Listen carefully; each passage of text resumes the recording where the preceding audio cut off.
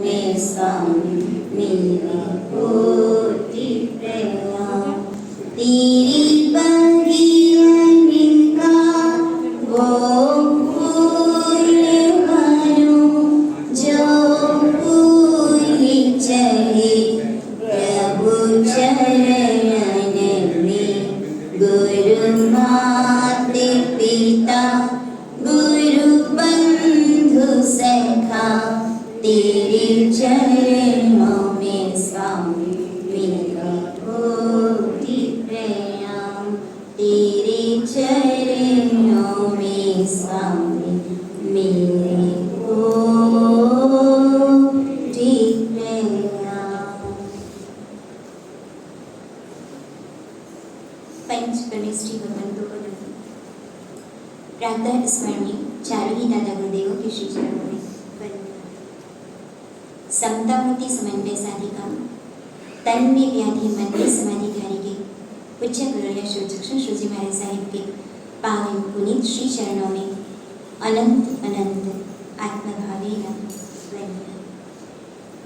मम आत्मोद्धारिका अनंत अनंत अवतारिणी मम जीवन सर्वस्व पूज्य गुरुदेव श्री के पावन पुनीत श्री चरणों में अनंत अनंत आत्मभावेन वंदना।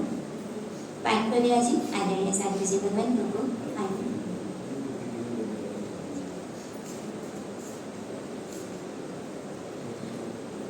धर्मप्रेमी श्रावकों एवं श्राविकाओं, आज से नौपत ओली जी का शुभारंभ।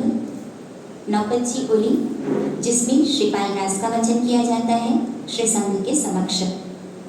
प्रथम पद आज जो भी आराधक गण है अरिहंत पद की आराधना करते हैं। नमस्कार महामंत्र का प्रथम पद नमो अरिहंताणम, जिसमें आज तक अनंत तीर्थंकर हुए हैं। वर्तमान में महाविनय क्षेत्र में 20 विहरमान तीर्थंकर और भविष्य में अनंत तीर्थंकर होंगे। इस एक पद के माध्यम से एक साथ अनंत अनंत तीर्थंकर भगवंतों को हमारा भावपूर्ण नमन होता है। श्वेत रंग से अरिहंत पद की आराधना की जाती है। अरिहंत परमात्मा के 12 गुण होते हैं। वाणी के 35 गुण होते हैं और परमात्मा के 34 अतिशय होते हैं। समोसरण में परमात्मा विराजमान होते हैं। स्वर्ण सिंहासन पर परमात्मा जिनके दिव्य आभामंडल से सज्जित देह और परमात्मा के ऊपर अशोक वृक्ष और 3 छत्र, लाखों करोड़ों देवता जो परमात्मा की सेवा में उपस्थित होते हैं। किसी भी तीर्थंकर परमात्मा की सेवा में कम से कम कितने देवता होते हैं? 1 करोड़। कम से कम 1 करोड़ देवता जो कि तीर्थंकर परमात्मा की सेवा में हाजिर होते हैं। देवताओं के द्वारा समोसरण की रचना की जाती है, जहाँ पर परमात्मा विराज करके देशना देते हैं और परमात्मा की देशना को देवता दिव्य ध्वनि जिसे कहा जाता है मालकोश आदि 64,000 स्वरों से उसे पूरते हैं। अर्थात परमात्मा की इतनी माधुर्य रस से परिपूर्ण अमी वर्षा जैसी वाणी जिसका श्रवण करके सभी आनंद का अनुभव करते हैं। आज पहला दिन राजगृह नगरी जहाँ पर भगवान महावीर स्वामी का पधारना हुआ। सेवक ने आकर जानकारी दी कि परमात्मा पधारे हैं। उस समय राजा श्रेणी इतने आनंदित हुए इस शुभ समाचार को सुन करके कि जितने भी आभूषण थे वह सब कुछ उतार करके केवल एक मुकुट के मस्तक के मुकुट को छोड़ करके सब कुछ उस सेवक को दे दिया गया।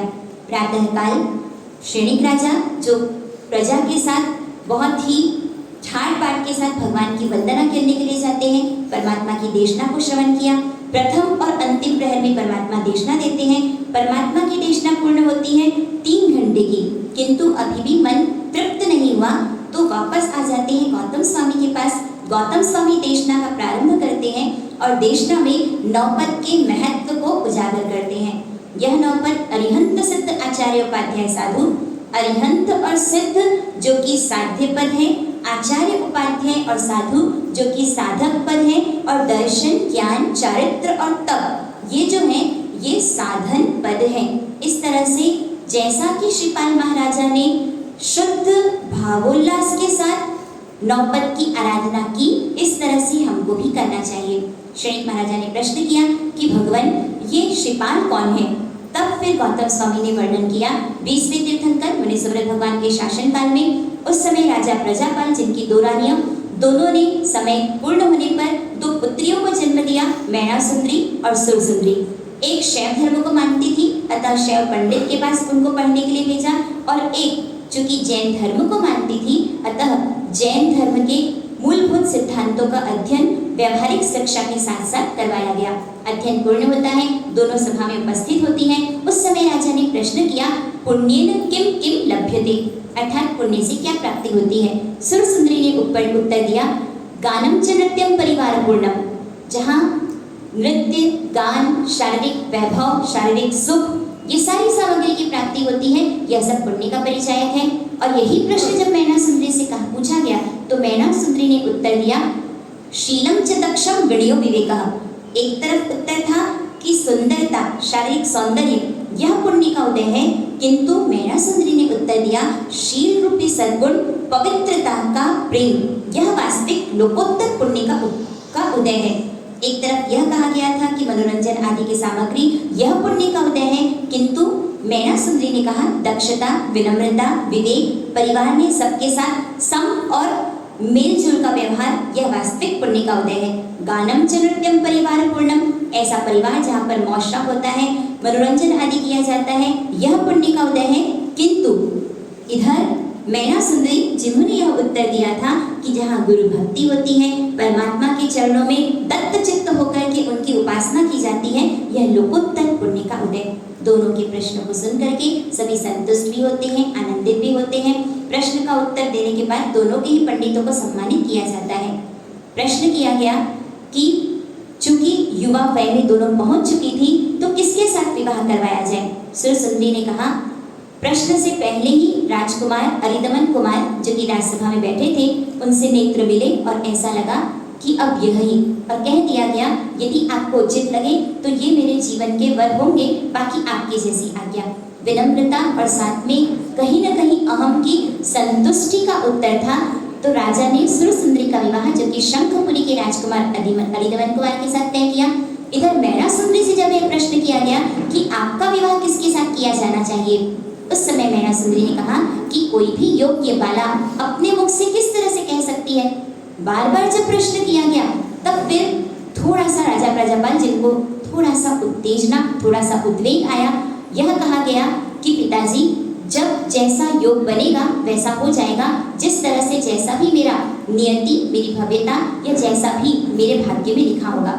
उस समय फिर किस तरह से पिताजी थोड़े से उद्वेग में आते हैं, यह आगामी कल हम श्रवण करेंगे। आज शिविर का कौन सा दिन? छठा दिन। आज हम श्रवण करेंगे कि कैसे जीवन में इतने दिन से जो सुन रहे हैं उन गुणों को किन्होंने आत्मसात किया और उन गुणों को अपने जीवन में स्वीकार करके हम भी कैसे आगे बढ़ सकते हैं। परम पूज्य गौड़िया विचक्षण श्री जी महाराज साहिब जिनकी कृपा से आज हम यहाँ पर हैं, आज उनके जीवन के कुछ मुख्य बिंदुओं की ओर हम जानकारी लेंगे। उसके पहले पूज्य विचक्षण श्री जी महाराज साहिब।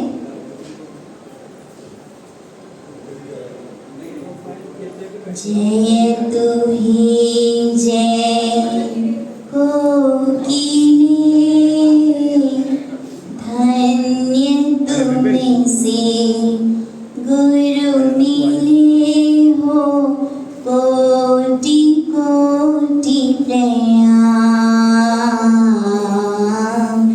कोटि कोटि प्रणाम। भाग्य सुमने जो खिले, तो ही ऐसे गुरु मिले हो, कोटि कोटि प्रणाम, कोटि कोटि प्रणाम। धन्य हुई अमरावती जहाँ एक ज्योति थी जली, पीपाड़ मेली जैन दीक्षित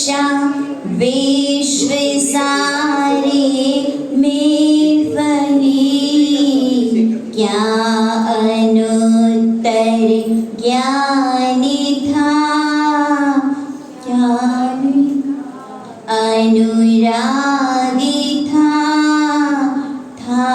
विचक्षण नाम, था विचक्षण नाम। जय तू ही जैन कोकिले, धन्य तुम से गुरु मिले हो, कोटि कोटि प्रणाम, कोटि कोटि प्रणाम।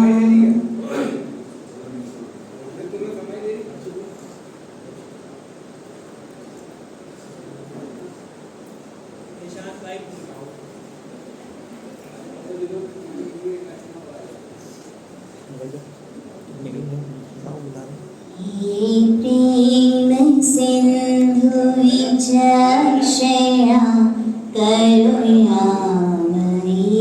ममतामयी, करना कृपा हम दीनों पर हे, साध्वी श्री महिमामयी।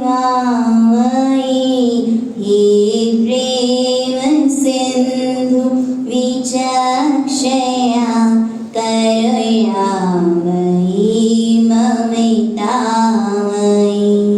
सत्य हिंसा जैन धर्म की तुम प्रतिमा साकार, सत्य हिंसा जैन धर्म की तुम प्रतिमा साकार।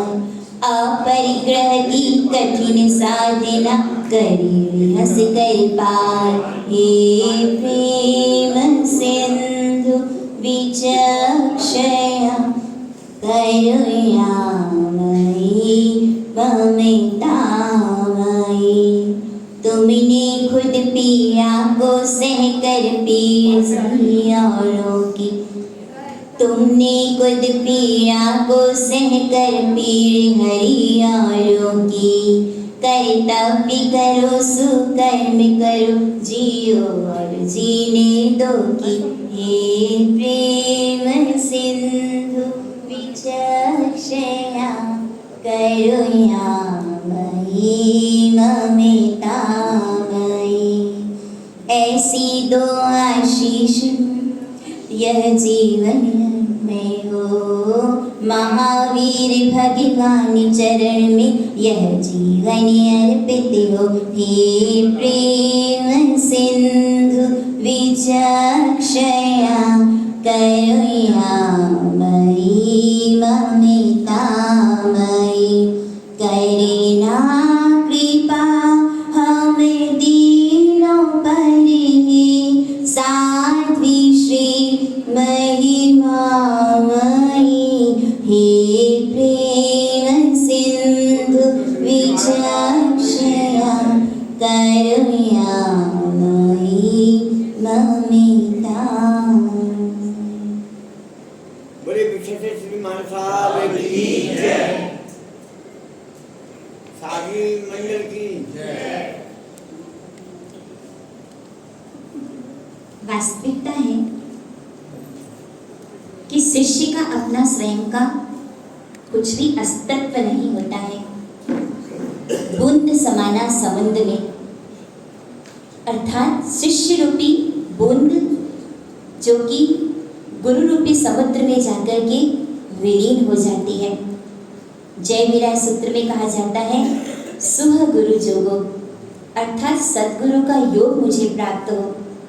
जहाँ बाहर की दुनिया में एक और एक दो होता है, किंतु अध्यात्म की जगत में एक और एक मिलकर एक ही होता है।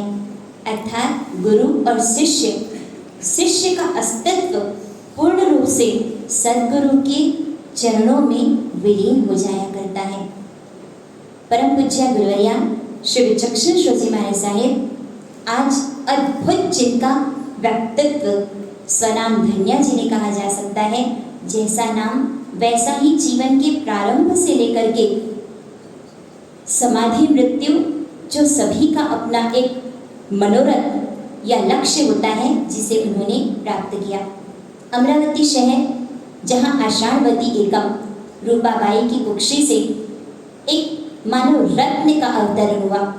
सामान्यतः ऐसा होता है कि यदि किसी कन्या का जन्म होता है तो विशेष चेहरे पर प्रसन्नता शायद काफुर हो जाया करती है, किंतु महापुरुषों का अवतरण सहज सर्वत्र आनंद का सुमधुर वातावरण बना देता है। लक्ष्मी स्वरूप मान करके उनका स्वागत किया गया, अभिनंदन किया गया। ज्योतिषी आता है, कुंडली बनती है और ज्योतिषी के चेहरे की रेखाओं को देख करके दादाजी, जो कि धड़कते हृदय से उन्हें प्रश्न किया कि क्या बात है, कोई अनिष्ट तो नहीं है। उस समय ज्योतिषी ने कहा कि ऐसा कुछ भी नहीं है, मुझे तो लग रहा है कि इस कन्या का जन्म आपके घर में कैसे हुआ। इसका जन्म तो किसी क्षत्रिय कुल में होना था, तभी इसका राजयोग संभव हो पाता, सफल हो पाता। हो सकता है भविष्य में यह जो इसका राजयोग है इसे कोई परम योगिनी बना दे। जैसे कहा जाता है भूत के लक्षण पालने में, अर्थात भविष्यवाणी जो कि प्रारंभ अवतरण दिवस और ज्योतिषी के द्वारा जब कुंडली आदि की रचना की गई तभी उनकी भविष्यवाणी कर दी गई। जब देवचंद जी महाराज साहब उनका जन्म हुआ तब यह कहा गया था कि यह छत्रपति बनेगा, मतलब राजा बनेगा, या फिर पत्रपति अर्थात कोई विद्वान विशेष विशिष्ट ज्ञानी बनेगा। कन्या जैसे दूज का चांद बढ़ता चला जाता है, उसी तरह से फिर विचक्षण श्री जी महाराज साहब, जिनको बचपन में दाखी कहा जाता था। दाखी शब्द द्राक्ष का मतलब होता है अंगूर, अर्थात वाणी में जिनके मिश्री सी मिठास या माधुर्य बचपन से ही, ऐसा उनका इस गुण को देख करके प्यार से सभी दाखी कहा करते थे। 4 वर्ष की उम्र में दादाजी की उंगली पकड़ करके मंदिर जाना, सातवें जी भवन के दर्शन और उनके माध्यम से जिनवाणी का श्रवण करना। जब लौट करके आते तो ठंड में ठिठुरते उन गरीब या जो भी निर्धन है अपना स्वयं का ऊनी वस्त्र या शॉल वो उन्हें उतार कर दे दिया करती। इतनी कम उम्र जहाँ माँ है या जो भी परिवार के सदस्य हैं, घर के कार्यों में भी उनका सहयोग करवाना। एक दिन ऐसा हुआ कि दादाजी जो नियमित 4 पैसे, उस समय 4 पैसे का बहुत अधिक महत्व था, 4 पैसे सबको दिए जाते थे। एक दिन ऐसा किया गया कि बहुत सारी रेजगारी अर्थात जो सिक्के आदि होते हैं वो उंडेल दिए गए और सबसे यह कहा गया कि जिसको जितना लेना है वो उससे ले ले। सब आते हैं बच्चे, कोई अपने जेब को भरता है, कोई रुमाल को भरता है, किंतु दाखी आए, वही 4 पैसे उठाकर लेकर चले गए। दादाजी ने प्रश्न किया, आज भी सिर्फ 4 पैसे ही क्यों लिए तुमने? तब दाखी ने कहा, आप ही तो फरमाते हैं लालच बुरी बलाई, अर्थात बचपन से ही जिन्हें कहा जा सकता है कि कुछ सद्गुण ऐसे होते हैं जो या तो हमारे जीन्स के माध्यम से हमको मिलते हैं, या यह कहा जा सकता है कि इनबिल्ट हम में हो जाते हैं। सहज नैसर्गिक सद्गुण होते हैं, कहीं बाहर से किसी कृत्रिमता का कोई आवरण नहीं, सहज ही उनमें यह मौलिक सद्गुण था, जिसका परिचय उन्होंने अपने जीवन के अनेक प्रसंगों के माध्यम से दिया। जहाँ पुण्य का उदय होता है, प्रभात है तो रात भी है, पुण्य का उदय है तो पाप का भी उदय है। ऐसा कहा जाए तो वज्रपात जैसी स्थिति कि सिर्फ 8 वर्ष की नन्ही सी बाला और पिता की छाया जो कि सिर पर से उठ गई, वह नन्ही सी दाखी जिसके मस्तिष्क में अब सिर्फ एक ही प्रश्न है कि मौत आखिर होती क्या है, यह मौत आती क्यों है। वे पिताजी जो लाडों से उसका पालन करते थे, कभी किसी प्रकार से उफ या कोई तकलीफ नहीं हुई, किंतु अचानक जब इस तरह की घटना घटी, दुर्दैव का आक्रमण हुआ, उस समय फिर एकांत में जाकर घंटों वे आत्मचिंतन किया करती कि आखिर ऐसा क्यों। माँ जो चाहती थी कि ताऊ जी की लड़की है जिन्होंने दीक्षा ली है, जो कि सुवर्ण श्री जी महाराज साहब, विचक्षण श्री जी महाराज साहब के गुरु हैं सुवर्ण श्री जी महाराज साहब, दाखी की सगाई हो जाए, दाखी की शादी हो जाए और उसके बाद फिर मैं दीक्षित हो जाऊंगी। जिसके लिए संसार था वह तो जल बसा, तो अब मुझे राग रंग की दुनिया से क्या करना। दाखी से कहती कि बेटा तेरी सगाई, तेरी शादी, ये कर्तव्य का पालन मैं करके फिर मैं इस संसार से उबरना चाहती हूँ। उस समय छोटी सी दाखी जहाँ खेलने के लिए खिलौने और गैजेट्स चाहिए, दाखी ने उत्तर दिया, माँ, जिस कीचड़ से तुम निकलना चाहती हो उस कीचड़ में मुझे धकेल कर जा रही हो। सोच भी नहीं सकती थी माँ रूपा भाई कि जो वैराग्य मेरे भीतर हिलोर ले रहा है वह तो उसकी स्वामिनी बन गई है। मुझे तो केवल संयम जीवन को ही स्वीकार करना है, यह दाखी का संकल्प था। बहुत कुछ पेशो पेश की स्थिति थी। दाखी सबके लिए इतनी प्रिय थी कि कोई भी उसे छोड़ना नहीं चाहता था। दादाजी के बाद दादाजी ने बहुत अधिक प्रयास किया, किंतु जब दाखी की दृढ़ता को देखा तो दीक्षा की आज्ञा दी गई। बिंदोला, जिस तरह से बंदोला शादी विवाह में होता है, उसी तरह से दीक्षा से पहले भी बंदोले का आयोजन, घोड़े पर सवार होकर दाखी जो कि बंदोला चिमने के लिए जा रही थी, किसी व्यक्ति ने आकर के दादाजी के सुप्त मोह को जागृत कर दिया। इसकी माँ जो कि स्वयं तो जा रही है, किंतु अब नन्ही सी दाखी को कहाँ केशों के बाल उखाड़ने पड़ते हैं, कहाँ तलवार पर चलने जैसी बात है, और आप उसको संयम की भट्टी में झोंकने के लिए तैयार हो गए। दादाजी तो मोहाकुल थे ही, जा करके जुलूस के बीच से दाखी को वापस अपने घर पर लेकर आ गए कि बेटा, मैं दीक्षा नहीं दे सकता, तू जिसके साथ कहेगी, जिस राजकुमार के साथ कहेगी, तेरा विवाह संपन्न हो जाएगा, सारी सुख सुविधा दी जाएगी, किंतु दीक्षा की आज्ञा तो मैं किसी भी हालत में नहीं दे सकता। बात जब बढ़ती चली गई, दाखी किसी भी स्थिति में संसार के किंचित मात्र भी राग के आकर्षण में लुप्त नहीं हुई। उस समय दादाजी ने, जैसे आजकल कोर्ट कचहरी वकील यह सारी चीजें होती हैं, दादाजी ने उस समय पंचायत या पंच हुआ करते थे। निम्बाज के ठाकुर के सामने दाखी को प्रस्तुत किया गया, और वे ठाकुर जिनका रौब ऐसा था कि सभी उनके सामने घबराते थे, किंतु दाखी जो कि निर्भय निःशंक, सिर्फ 10 वर्ष की उम्र, और उस उम्र में निम्बाज के ठाकुर जिनके सामने वह अविचल खड़ी है, उसके चेहरे के तेज को देख करके ठाकुर साहब ने प्रश्न किया, क्या यही वह देवांशी बाला है जो संसार का त्याग करके, जिसमें हम धसे हुए हैं, संन्यास की ओर जाना चाहती है? उत्तर मिला हाँ।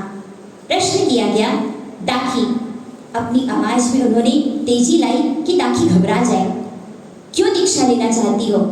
दाखी ने उत्तर दिया, यह मेरी अंतः प्रेरणा है। फिर प्रश्न किया गया, क्या तुमने संन्यास को जान लिया है? उत्तर दिया गया, बहुत अच्छी तरह से मेरे संसार और संन्यास को जाना है। यदि नहीं जाना होता तो संन्यास की ओर अदम्य आकर्षण कैसे हो सकता था? फिर प्रश्न किया गया, क्या दादाजी की आज्ञा को मानना धर्म नहीं है? उस समय दाखी ने उत्तर दिया, यदि किसी प्रकार से आत्मधर्म के पालन में परिवार का विनम्रता से किया गया इस तरह से निवेदन, यदि उसका प्रतिकार भी करना पड़े तो वह धर्म ही है, सर्वश्रेष्ठ आत्मधर्म है। दाखी ने जिस निश्चलता से अविचलित स्वर में उत्तर दिया, उस समय वह ठाकुर भी आश्चर्यचकित थे। कहा गया कि उत्तर कल दिया जाएगा। अगले दिन जो कि न्यायालय खचाखच भरा था और सबकी दृष्टि थी ठाकुर साहब के ऊपर कि क्या यह उत्तर देंगे।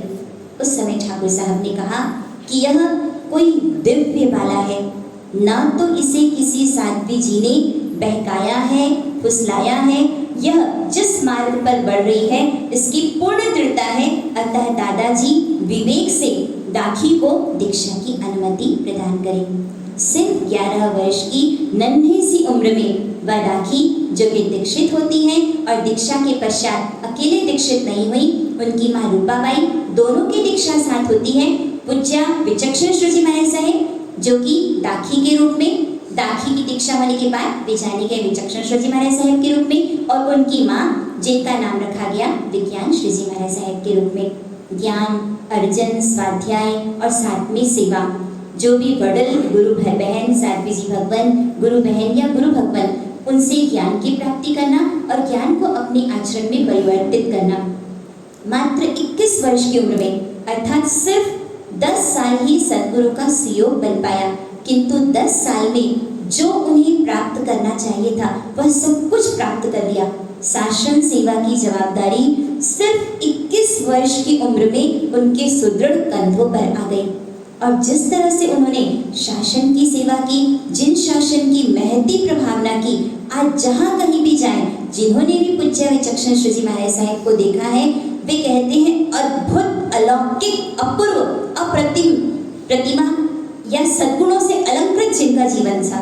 प्रवचन शैली इतनी सरल, इतनी सरस, ललित व्याख्यान शैली कि जो कोई सुनता बहुत आसानी से उनको समझ में आ जाता। एक बार का प्रसंग ऐसा, हिंगन घाट चातुर्मास में हम भी वहाँ पर थे। वहाँ की जो भी वडल श्राविकाएं थी, उन्होंने बताया कि पूज्य विचक्षण श्री जी महाराज साहेब जो कि हिंगन घाट पधारे और 50-60 महिलाएं हॉल के एक तरफ, 50-60 महिलाएं हॉल के दूसरी तरफ। महाराज साहब ने प्रश्न किया कि ऐसा क्यों है? तो उस समय श्राविकाओं ने कहा कि उस तरफ तपागज की महिलाएं बैठी हैं और इस तरफ खरतरगज की महिलाएं बैठी हैं। तो महाराज साहब ने कहा जाओ उनसे कह कर के आओ कि प्रतिक्रमण तो सब साथ में ही करेंगे। जाकर के कहा तो यह उत्तर दिया गया, कोई भी यहाँ आने को तैयार नहीं है। तो उस समय फिर कहा पूज्य विचक्षण श्री महाराज साहब चलो हम वहाँ चलते हैं, कोई भी सकने को तैयार नहीं था। उस समय पूज्य विचक्षण श्री जी महाराज साहब अपना आसन उठाया और जहाँ पर तपागज की महिलाएं थी वहाँ जाकर विराजमान हो गए। अब सदगुरु ही चले गए तो श्राविकाएं रहकर क्या करती, उनके पीछे पीछे सब वहाँ चले गए और वो अद्भुत उस दिन का माहौल था कि आज पूरा संघ एक साथ। और ऐसा ही शाजापुर में हुआ जहाँ तपागज, खरतरगज, जहाँ दो अलग अलग स्थितियाँ थी, उन सबका सुमेल करवाया। हम जो शिविर में यहाँ ज्ञान अर्जन कर रहे हैं, वास्तव में धर्म संप्रदायवाद नहीं सिखाता, तपागज हो या खरतरगज हो। खाचरौद में जब पूज्य गुरुया विचक्षण श्री जी महाराज साहब का पदार्पण हुआ, उस समय सौभाग्यमल जी महाराज साहब जो कि तब स्थानकवासी मुख्य संत थे, प्रवेश का माहौल था और उस प्रवेश के माहौल में पूज्य गुरुया मणिप्रभा श्री जी महाराज साहब फरमाते हैं, हम महाराज साहब के पीछे पीछे चल रहे थे। बहुत पास जाकर हमने सुना कि महाराज साहब स्वयं क्या गुनगुना रहे हैं। तो यह सुनाई दिया, स्वयं को सचेत करते हुए जब प्रशंसा मिलती है ना, तो लगभग ऐसा होता है कि उसमें इंसान गाफिल हो जाता है, किंतु व्यक्तित्व जितना महान होता चला जाता है वो आत्म प्रशंसा से उतना ही अधिक दूर होते हैं। स्वीकार ही नहीं करते कि कोई भी अच्छा कार्य मैंने किया है। जब कोई भी अच्छा कार्य होता है हम क्या कहते हैं, क्या उत्तर देते हैं? हाँ, नहीं, क्या उत्तर देते हैं? जब कोई अच्छा कार्य होता है, बोलिए, देव गुरु बसाए, अर्थात हम कुछ कर ही नहीं सकते, हमारी कोई ऐसी ताकत ही नहीं है, तो क्यों स्वीकार करें कि हमने कोई अच्छा कार्य किया। उस समय पूज्य श्री फरमा रहे थे, देखो चेतन राम, खाचरौद को पूरा दुल्हन की तरह सजाया गया था, क्योंकि पूज्य विचक्षण श्री जी महाराज साहब जिनके नाम का जयकारा पूरे भारत वर्ष में था, चारों तरफ उनके बैनर, उनके नाम, हर तरफ उनके ही गीत गाए जा रहे थे और वे स्वयं से फरमा रहे थे, फिसलना मत, यह जो प्रशंसा है यह मीठा जहर है, इसे स्वीकार करना मत। प्रशंसा मिलना यह अपराध नहीं है, किंतु प्रशंसा के शब्दों को पी जाना, स्वीकार कर लेना, यह वास्तविक अपराध है। वे पूज्य विचक्षण श्री जी महाराज साहब, आप देखिए स्थानक में सौभाग्यमल जी महाराज साहब विराजमान थे, वहाँ पूज्य श्री का पधारना हुआ और 15 मिनट तक जो उन्होंने कहीं गच्छवाद का नामो निशान नहीं। हम भगवान महावीर स्वामी के सौतेले नहीं, सगे भाई हैं, जहाँ परस्परोपग्रह जीवानाम, अर्थात हम सब मिलकर एकजुट होकर जब रहते हैं, कभी भी बिखरे हुए मोतियों से हार नहीं बनता। व्यक्ति की ताकत नहीं होती है, संघ की ताकत होती है। Unity is strength. एक लकड़ी को तोड़ा जा सकता है, किंतु उसी को यदि गट्ठर बांध दिया जाए तब क्या होगा? पूज्य श्री फरमाया करते थे, एक होता है संतरा और एक होता है खरबूजा। संतरा बाहर से कैसा दिखता है? एक जैसा, पर अंदर से क्या होता है? वह उसमें फाके होती है। खरबूजा बाहर से कैसा दिखता है? बाहर से लग रहा है कि अलग अलग है, किंतु भीतर से क्या है? पूज्य श्री फरमाया करते थे कि हमें संतरे की तरह नहीं, खरबूजे की तरह बनना है। हो सकता है मतभेद हो, अपने अपने संस्कार होते हैं, अपने अपने विचार होते हैं, सभी स्वतंत्र देश के स्वतंत्र नागरिक हैं, सभी अपना मत प्रस्तुत कर सकते हैं, किंतु पूज्यश्री फरमाया करते थे कि एक वृक्ष की बहुत सी शाखाएं होती हैं, किंतु एक शाखा दूसरी शाखा से अथड़ाती नहीं है, एक शाखा दूसरी शाखा को ईजा नहीं पहुंचाती है। भगवान महावीर के ही हम सब अनुयायी हैं। कोई अलग दुकान लगाकर बैठा है, कोई अलग, किसी के लाल पात्रे हैं तो किसी के काले पात्रे हैं, कोई मुपत्ती मुंह में बांधता है तो कोई मुपत्ती हाथ में रखता है। यह सब बाह्य क्रिया है, बाह्य आचरण है, किंतु भगवान महावीर के जो मौलिक सिद्धांत है वो सभी के लिए समान है, एकता और समन्वय का। जब रतलाम में चातुर्मास था, आषाढ़वदी एकम, जिन तत्व सुरेश्वर जी महाराज साहेब जिनकी जयंती थी, सुबह कार्यक्रम हुआ, किंतु दोपहर में प्रवचन से पहले यह जानकारी मिली कि चंपालाल जी महाराज साहेब जिनका देवलोक हो गया। श्रावक प्रवचन के लिए आकर बैठते चले गए। किसी ने प्रश्न किया, महाराज साहेब प्रवचन होगा ना? क्या उत्तर देंगे? महाराज साहेब ने कहा, स्थानकवासी मुख्य संत जिनका देवलोक गमन हुआ है, प्रवचन का तो प्रश्न नहीं उपस्थित होता, आप सभी को वहां जाना चाहिए और वहां जाकर के अपनी उपस्थिति दर्ज करानी चाहिए। वे पूज्य विचक्षण श्री जी महाराज साहेब नागौर में जब विजय वल्लभ श्री जी महाराज साहेब, अक्सर ऐसा होता है कि तपागज में साध्वी जी भगवंतों को प्रवचन अभी वर्तमान में फिर प्रारंभ हो चुका है, किंतु नहीं दिया करते थे। जब विजय वल्लभ श्री जी महाराज साहेब नागौर में प्रवचन के लिए विराजते, पूज्यश्री का प्रवचन भी उनके साथ ही होता और इतना सरल सरस उस समय स्वयं विजय वल्लभ श्री जी महाराज साहेब ने फरमाया अपने साध्वी जी भगवंतों को, देखिए कि इतनी कम उम्र में इतनी विद्वत्ता के साथ विनम्रता।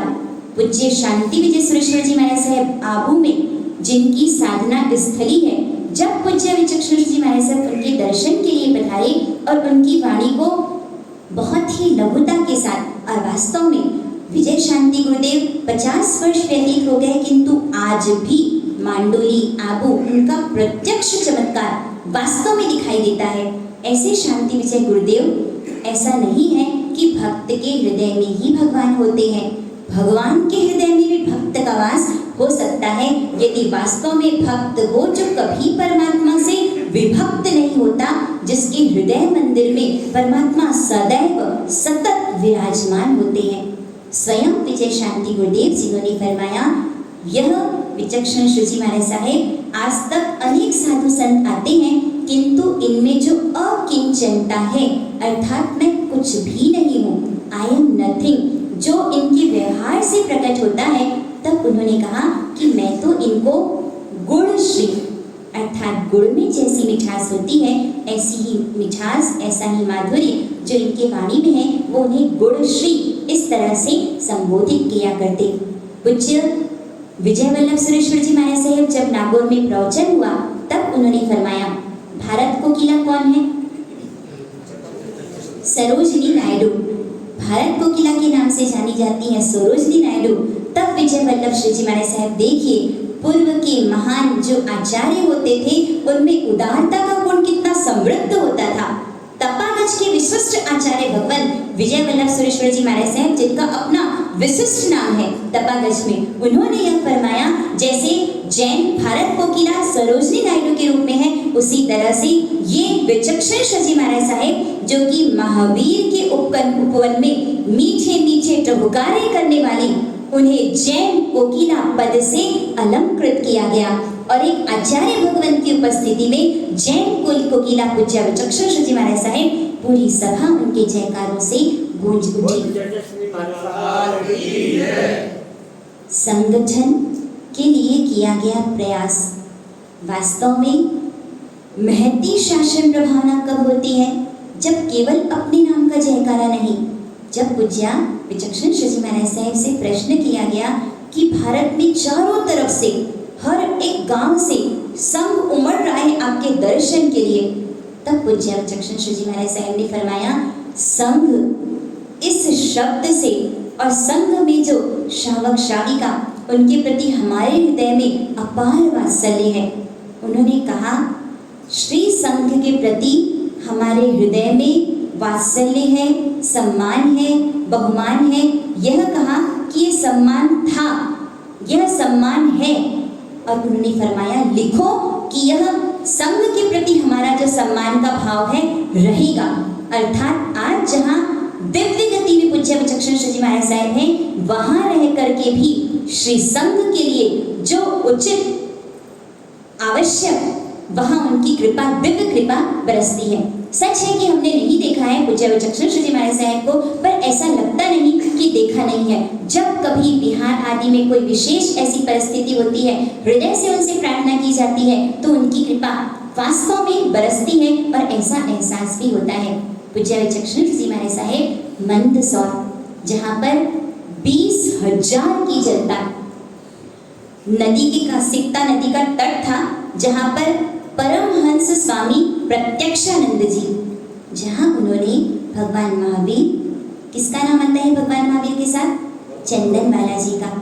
भगवान महावीर और चंदन बालाजी के लिए कहा, तो हमारे पूज्य विचक्षण श्री जी महाराज साहब जिन्होंने श्री कृष्ण और मीरा के लिए कहा, पायो जी मैंने राम रतन धन पायो, जहर का प्याला राणा जी ने भेजा, मीरा पी पी हासी रे। जिस तरह से गदगद हृदय से भक्ति भाव की पराकाष्ठा जो मीरा के अंतर हृदय में हिलोरे लेती थी, जो उन्होंने वर्णन किया, उस समय अन्य संत जो हैं, अन्य धर्म के जो संत हैं, प्रत्यक्षानंद जी, 20,000 की अपार जनता, हमारे से फरमाते हैं जब स्टेज बना तो एक मंजिल जितना, अर्थात 12-13 फीट ऊंचा तो स्टेज था, जिसमें प्रत्यक्षानंद जी महाराज साहब और इधर पूज्य श्री और उनके साथ साध्वी मंडल।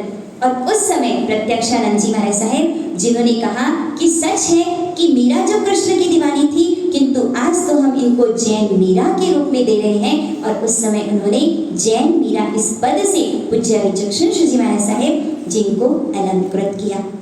जलगांव में पधारे सुरेश दादा, आज भी जिन्हें जलगांव का एक शासन स्तंभ कहा जाता है, उनके पिताजी थे भीकम चंद जी साहब जैन। एक तरफ वो थे और एक तरफ नतमल नौकर। सुनकर के भी इतना कभी कभी दुख होता है कि क्या हो जाता है। था ऐसा, एक तरफ 100 घर हैं और एक तरफ 150 घर, अर्थात पूरा का पूरा समाज जो कि 2 भागों में बंट चुका था। उस समय कांग्रेस भवन के विशाल हॉल में पूज्याश्री का प्रवचन आयोजित किया गया। द्राविड़ और वारिखिल जो कि 2 सगे भाई थे, किंतु केवल कुछ थोड़ा सा मनमुटाव, जिसके कारण करोड़ों सैन्य जो कि युद्ध में समाप्त हो रहे थे, उस समय जो भावपूर्ण वर्णन पूज्य महाराज साहब ने किया, उस वर्णन को सुनकर के उसी समय वो अपनी भावधारा को रोक नहीं पाए और भीकम चंद जी साहब और इधर नतमल जी साहब दोनों खड़े हो गए, महाराज साहब के चरणों में अपना मस्तक झुकाया और यह कहा कि वास्तव में हमारे श्री संघ के लिए तो आप धोबी का काम कर रहे हैं। सबके मन में जो वैर की गांठ बन चुकी थी और मल से जो मन व्याप्त हो चुका था, मलिन हो चुका था, उसे एक क्षण में धोने का, मन को प्रक्षालन करने का कार्य पूज्य विचक्षण श्री जी महाराज साहब ने कहा, जिनको समन्वय साधिका की उपाधि दी गई कि आप परस्पर श्री संघ का समन्वय किया करते हैं। यह समन्वय साधिका की उपाधि जो कि रतलाम में जब स्थानकवासी संप्रदाय के मुनि भगवान का देवलोक हुआ था, चंपालाल जी, उस समय उनको समन्वय साधिका की उपाधि दी गई थी। जब नागौर पूज्य श्री का पधारना हुआ था, भुसावल योग ऐसा बना था, 24 वर्षों से 2 सगे भाई जो बातचीत कुछ भी नहीं था, किंतु पूज्य हमारे साहेब जिनका प्रवचन और प्रवचन का विषय था राम भरत मिलाप, भरत ननिहाल से आए अवध में मंगल नहीं पाए। भरत जो आते हैं किंतु श्री राम को नहीं पाते, और कहीं ऐसा था ही नहीं, ऐसा था जैसे एक ही खून, एक ही माँ के पुत्र हैं। और जब आकर के देखा कि श्री राम नहीं है, उनकी आंखें मानो सावन भादो बरसा रही थी, और जहाँ वन में श्री राम थे वहाँ दौड़ करके चले गए। श्री राम से मिलन होता है, श्री राम आग्रह करते हैं। यह जो पूरा भावपूर्ण वर्णन जब किया गया, तो ये जो 2 सगे भाई थे, उनके भी भीतर की मन मुटाव सब कुछ धुल गए और वहीं खड़े होकर के दोनों गले मिले। और उस समय ऐसा लगा कि आज श्री संघ की दिवाली है, जहाँ जो 2 दल विभक्त हो चुका था, वह दोनों दल आज एक हो चुका था। उत्तर प्रदेश में अक्सर ज़्यादातर दिगंबर संप्रदाय, दिगंबर मान्यता के व्यक्ति ज्यादा होते हैं। हम जैसा कहते हैं कि चंदनबाला मोक्ष में है, दिगंबर स्त्री मुक्ति को नहीं मानते। हम जैसा कहते हैं कि भगवान महावीर स्वामी जिन्होंने औषधि का उपयोग किया, जो कि 6 माह तक उनको रक्त की दस्त थी जब गौशालक ने तेजोलेशिया का उन पर प्रयोग किया, किंतु दिगंबर न तो स्त्री की मुक्ति मानते हैं और न ही केवली भोजन आहार करते हैं जिसे केवली भुक्ति कहा जाता है, यह भी नहीं मानते। उस समय पूज्याश्री जहाँ दिगंबर श्वेतांबर स्थानकवासी बिना किसी संप्रदाय के भेद को सभी उनको श्रवण करते थे, तब पूज्याश्री फरमाते थे जब तक मन में वासना का विकार है तब तक न तो स्त्री की मुक्ति है और न ही पुरुष की मुक्ति है। अभी जो 5वां आज आरा चल रहा है, अभी तो कोई भी मोक्ष नहीं जा सकता, तो अनावश्यक ये सारे विषय इनको विवाद का कारण क्यों बनाया जाना चाहिए। और जहाँ तक बात केवली मुक्ति है की है, तो अभी तो किसी को केवल ज्ञान की प्राप्ति हो नहीं सकती, तो इन छोटी छोटी सी बातों को लेकर कहाँ हम दिगंबर श्वेतांबर जो कोर्ट तक पहुंच जाते हैं, तीर्थों को इसमें घसीट लेते हैं। इस तरह से उन्होंने जिस तरह से अपनी वाणी के माध्यम से जहाँ जहाँ श्री संघ को जोड़ने का सम्यक सात्विक प्रयास कर सकते थे, वह प्रयास उन्होंने करने का जितना कर सकते थे वह सब कुछ उन्होंने किया। शासन प्रभावना, जिसमें वास्तव में विशिष्ट शासन प्रभाविका के रूप में वो जाने जाते थे, किंतु बाह्य जगत में जितनी सफलता मिलती है उसकी नींव आभ्यंतर जगत में होती है। मौलिक सद्गुण जो बेसिक कैरेक्टरिस्टिक क्वालिटीज होती हैं वो जितनी ज्यादा होती है, साधना की नींव जितनी गहरी होती है, अपने आप प्रशंसा या प्रसिद्धि मांगनी नहीं पड़ती, अपने आप सहज प्राप्त होती है। यदि आपसे प्रश्न किया जाए मोक्ष जाना हो तो मोक्ष जाने के लिए सर्वोत्कृष्ट सद्गुण कौन सा है? बोलिए। सद्भाव और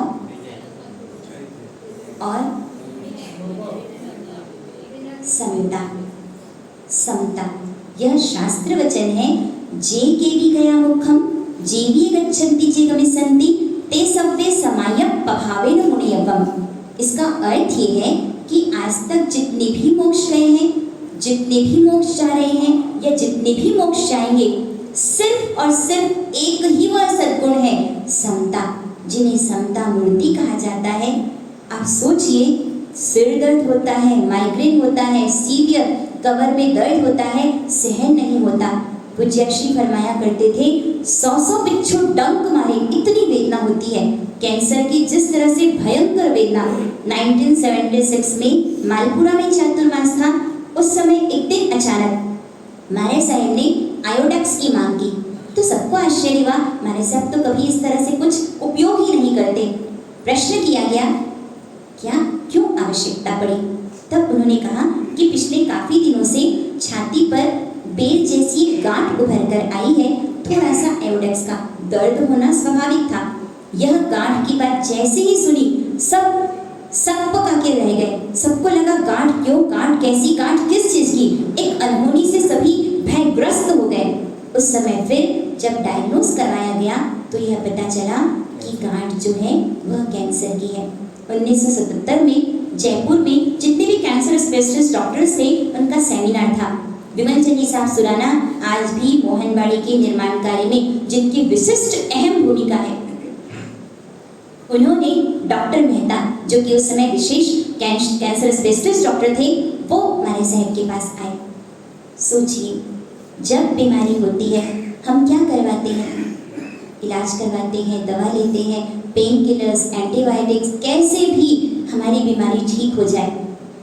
पूछे हमारे साहब डॉक्टर मेहता आदि आए, यह कहा गया बहुत छोटा सा ऑपरेशन होगा और गांठ को निकाल दिया जाएगा। हमारे साहब ने कहा मुझे किसी प्रकार की कोई चीरफाड़ नहीं करवानी है। आखिर क्यों? तब कहा गया कि मेरे जो भी कर्म का उदय है, हमारे ही असाता वेदी कर्म का उदय होता है जिसके कारण बीमारी आती है। मुझे कर्म के उदय को दबाना नहीं है, जितना दबाया जाएगा तो और जैसे स्प्रिंग को दबाया जाए तो और वेग से फिर वो उछल पड़ती है, तो मुझे दबाना नहीं है, समता से उन कर्मों का भुगतान करना है। डॉक्टर मेहता जिन्होंने कहा मेरे साहब आप समझ नहीं पा रहे हैं, बाद में ऐसी परिस्थिति होगी कि आपकी कमर झुक जाएगी, गर्दन लटक जाएगी, घाव से कितनी सहन नहीं कर पाएंगे, प्यास इतनी लगेगी कि आप थोड़े से पानी से बुझा नहीं पाएंगे। जिस तरह से सारी पिक्चर उपस्थित की गई, किंतु पूज्य श्री ने फरमाया जब ऐसा लगेगा कि मुझसे सहन नहीं हो रहा है, डॉक्टर साहब मैं आपको बुलवा लूंगी। उनका तेज ऐसा था, आभा मंडल ऐसा था कि वो डॉक्टर साहब भी निरुत्तर हो गए। उस समय डॉक्टर साहब ने एक प्रश्न किया, मैं साहब इतने जो डॉक्टर्स हैं, केमिस्ट हैं या इतने हॉस्पिटल्स हैं, तो क्या नहीं होने चाहिए? मैंने साहब ने फरमाया अपना अपना लेवल होता है, बाल कक्षा के जीव होते हैं, उनको उससे ही समाधि की प्राप्ति हो सकती है, किंतु हर समय बचपना या हर समय लॉलीपॉप खाकर ही हम खुश हों ऐसा नहीं होता। उम्र बढ़ने के साथ साधना बढ़ती चली जाती है। जो बीमारी में स्थित प्रज्ञ नहीं रह सके उनके लिए अस्पताल आदि उपयोगी हैं। अभी हमें इसकी कोई भी आवश्यकता नहीं है। यह तो बात की कैंसर की बीमारी है। सन 1961 में पूज्य श्री जो कि मंदिर दर्शन करके उपासने पधार रहे थे, देखिए छोटे से पृथ्वी का एक कंकर कैसा पूर्व का अनुबंध होता है। जब भी कोई भी जवाहरात जो हमारे पास आता है देखकर आनंदित होते या नहीं होते? वह छोटा सा कंकर जिसके कारण पूज्य श्री फिसल गए और जिसे कहा जाता है हेयर क्रैक, बहुत स्लाइट क्रैक हुआ, हड्डी में पसलियों में सूजन आ गई, हल्की सी दरार जिसके कारण दर्द। उस समय लेडी डॉक्टर ने कहा कि आप चलिए, आपको हॉस्पिटल लेकर चलते हैं। पूज्य श्री ने फरमाया हम स्वयं चल कर के जाएंगे। लेडी डॉक्टर ने कहा मारे साहब चलना तो बहुत दूर की बात है, आप खड़े भी नहीं हो पाएंगे। उस समय आत्मबल के माध्यम से यदि कहीं आग लग जाए ना, तो जो पैरालिटिकल पेशेंट होता है वह भी क्या कर जाता है? आत्मबल यदि प्रबल होता है तो ऐसी स्थिति में इंसान के लिए कुछ भी असंभव नहीं है। चल करके वो वहां तक गए और उसके बाद जो उपचार उस समय करवाना था वह उपचार भी हुआ। एक बार ऐसा था जब मैंने साहब साउथ की ओर जा रहे थे, गुंटूर पहुंचने से पहले बिहार में मैंने साहब के हाथ में थी माला, आगे साध्वी जी थे, पीछे साध्वी जी थे और झोपड़ी से अचानक बिना आवाज किए एक कुत्ता दौड़कर आया और सीधा मारे साहब की पिंडली को जिसने अपने दांत गड़ा दिए, खून बहने लगा और मारे साहब के हाथ में माला। पूज्य श्री फरमाते हैं कि पीछे से साध्वी जी ने आवाज दी, मारे साहब कुत्ता खाट खाया। मारे साहब ने इतना ही कहा, मौन नहीं खोला, माला चलती रही, माला पूर्ण हुई। जो साध्वी जी भगवान के पास चादर आदि कपड़ा था उसे फाड़ करके खून पोंछ करके उसे बांधा गया। महाराज साहब ने फरमाया प्रवेश के बाद का प्रवचन पूरा होगा, तब तक कोई भी किसी को भी जानकारी नहीं देगा। जितना वात्सल्य वे साध्वी जी भगवंतों को देते थे, किंतु उनका अनुशासन भी उतना ही और जो आवश्यक भी है। कोटा वाले सेठानी जी, जयपुर की मीनाबाई बैराठी जो कि जा रहे थे, पूछा कुछ काम है क्या? एक भी साध्वी जी की हिम्मत नहीं थी कि महाराज साहब को कुत्ता काट गया है ये जानकारी दे। प्रवेश हुआ, पूरे प्रवेश के जुलूस में महाराज साहब घूमे, बहुत सारी पट्टियां बांध दी गई क्योंकि खून तो लगातार निकल रहा था। तो उसके बाद महाराज साहब ने पांव लटका करके पूरा प्रवचन दिया और उसके बाद फिर तब संघ के श्रावक ने कहा महाराज साहब कभी कभी कुत्ते के काटने से पागलपन या ऐसी स्थिति बनती है। उस समय जो भी इंजेक्शंस आने लगे वो सारी प्रक्रिया हुई। जब यहाँ पर यह कैंसर की जानकारी लगभग अंतिम 3 वर्ष तक महाराज साहब जी जिनको कि कैंसर की बीमारी थी, एक बार का ऐसा प्रसंग बना, महाराज साहब जब केकड़ी में विराजते थे, दोपहर में बुखार चढ़ना शुरू होता और रात में लगभग 3 डिग्री और 4 डिग्री। अब सोचिए जब बुखार से शरीर सिकता हो, मन किसी कार्य में लग सकता है क्या? है ये संभव? उस समय रात्रि में उपासना में किसी प्रकार का प्रकाश नहीं होता था। पूज्य श्री फरमाते हैं हम पट्टी पेंसिल लेकर के जो महाराज साहब फरमाते थे वो लिखते थे। महाराज साहब ने उस समय केकड़ी में बुखार में 3 डिग्री 4 डिग्री बुखार, हम सोच भी नहीं सकते। कैंसर की बीमारी ने तो बाद में महाराज साहब को प्रसिद्ध किया, किंतु ये छोटे छोटे जो ऐसे प्रसंग बने कि साधना की शुरुआत तो उनकी प्रारंभ से हो चुकी थी। विश्व स्थानक के 20 चैत्यवंदन की रचना जो इसी तरह 3 डिग्री 4 डिग्री बुखार में की गई। सुबह महाराज साहब ने प्रश्न किया, महाराज साहब रात में दिखता नहीं, अक्षर एक के ऊपर एक आ जाते हैं, यदि ये कार्य दिन में किया जाए तो?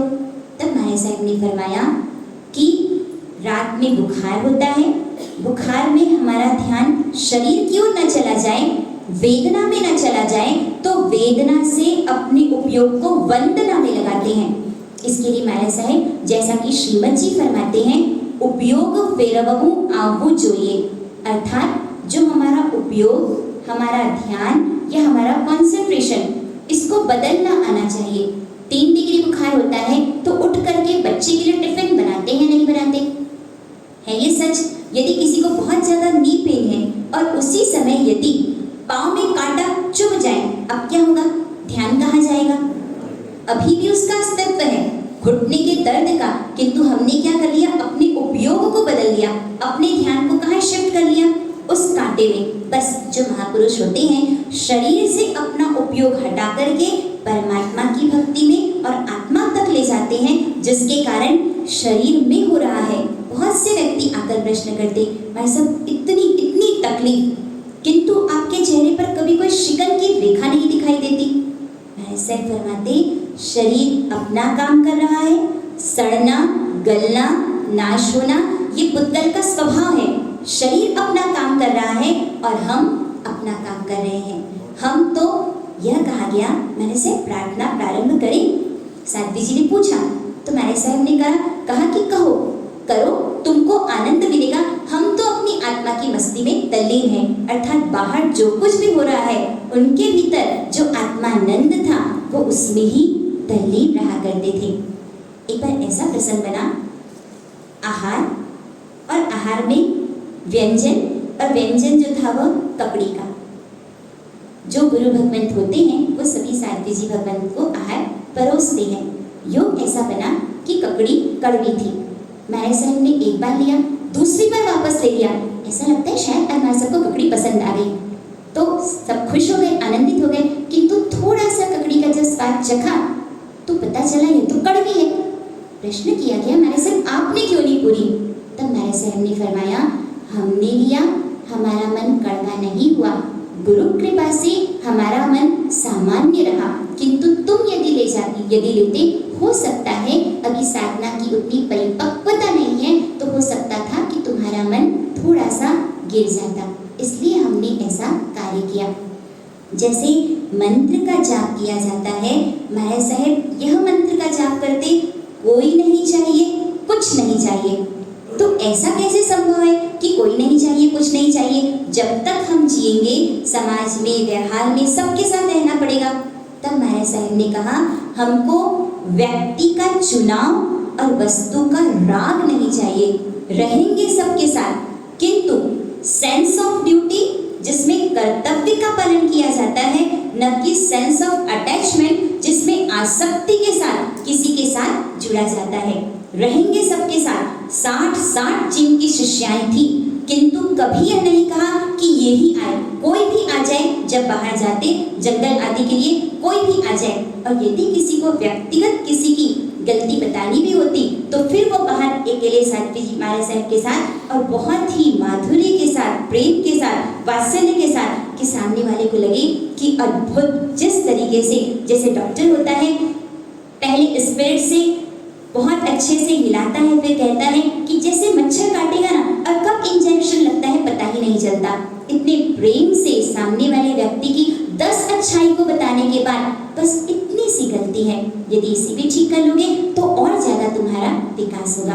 पूज्य हमारे साहेब जब इस तरह फरमाते, कोई नहीं चाहिए, कुछ नहीं चाहिए। एक दिन ऐसा हुआ, दूसरे काल का पानी लेने के लिए पूज्य हमारे साहेब जो सामने वाले घर पर गए और गरम गरम फुल्का, श्रावक जो कि आहार करने के लिए बैठने ही वाले थे।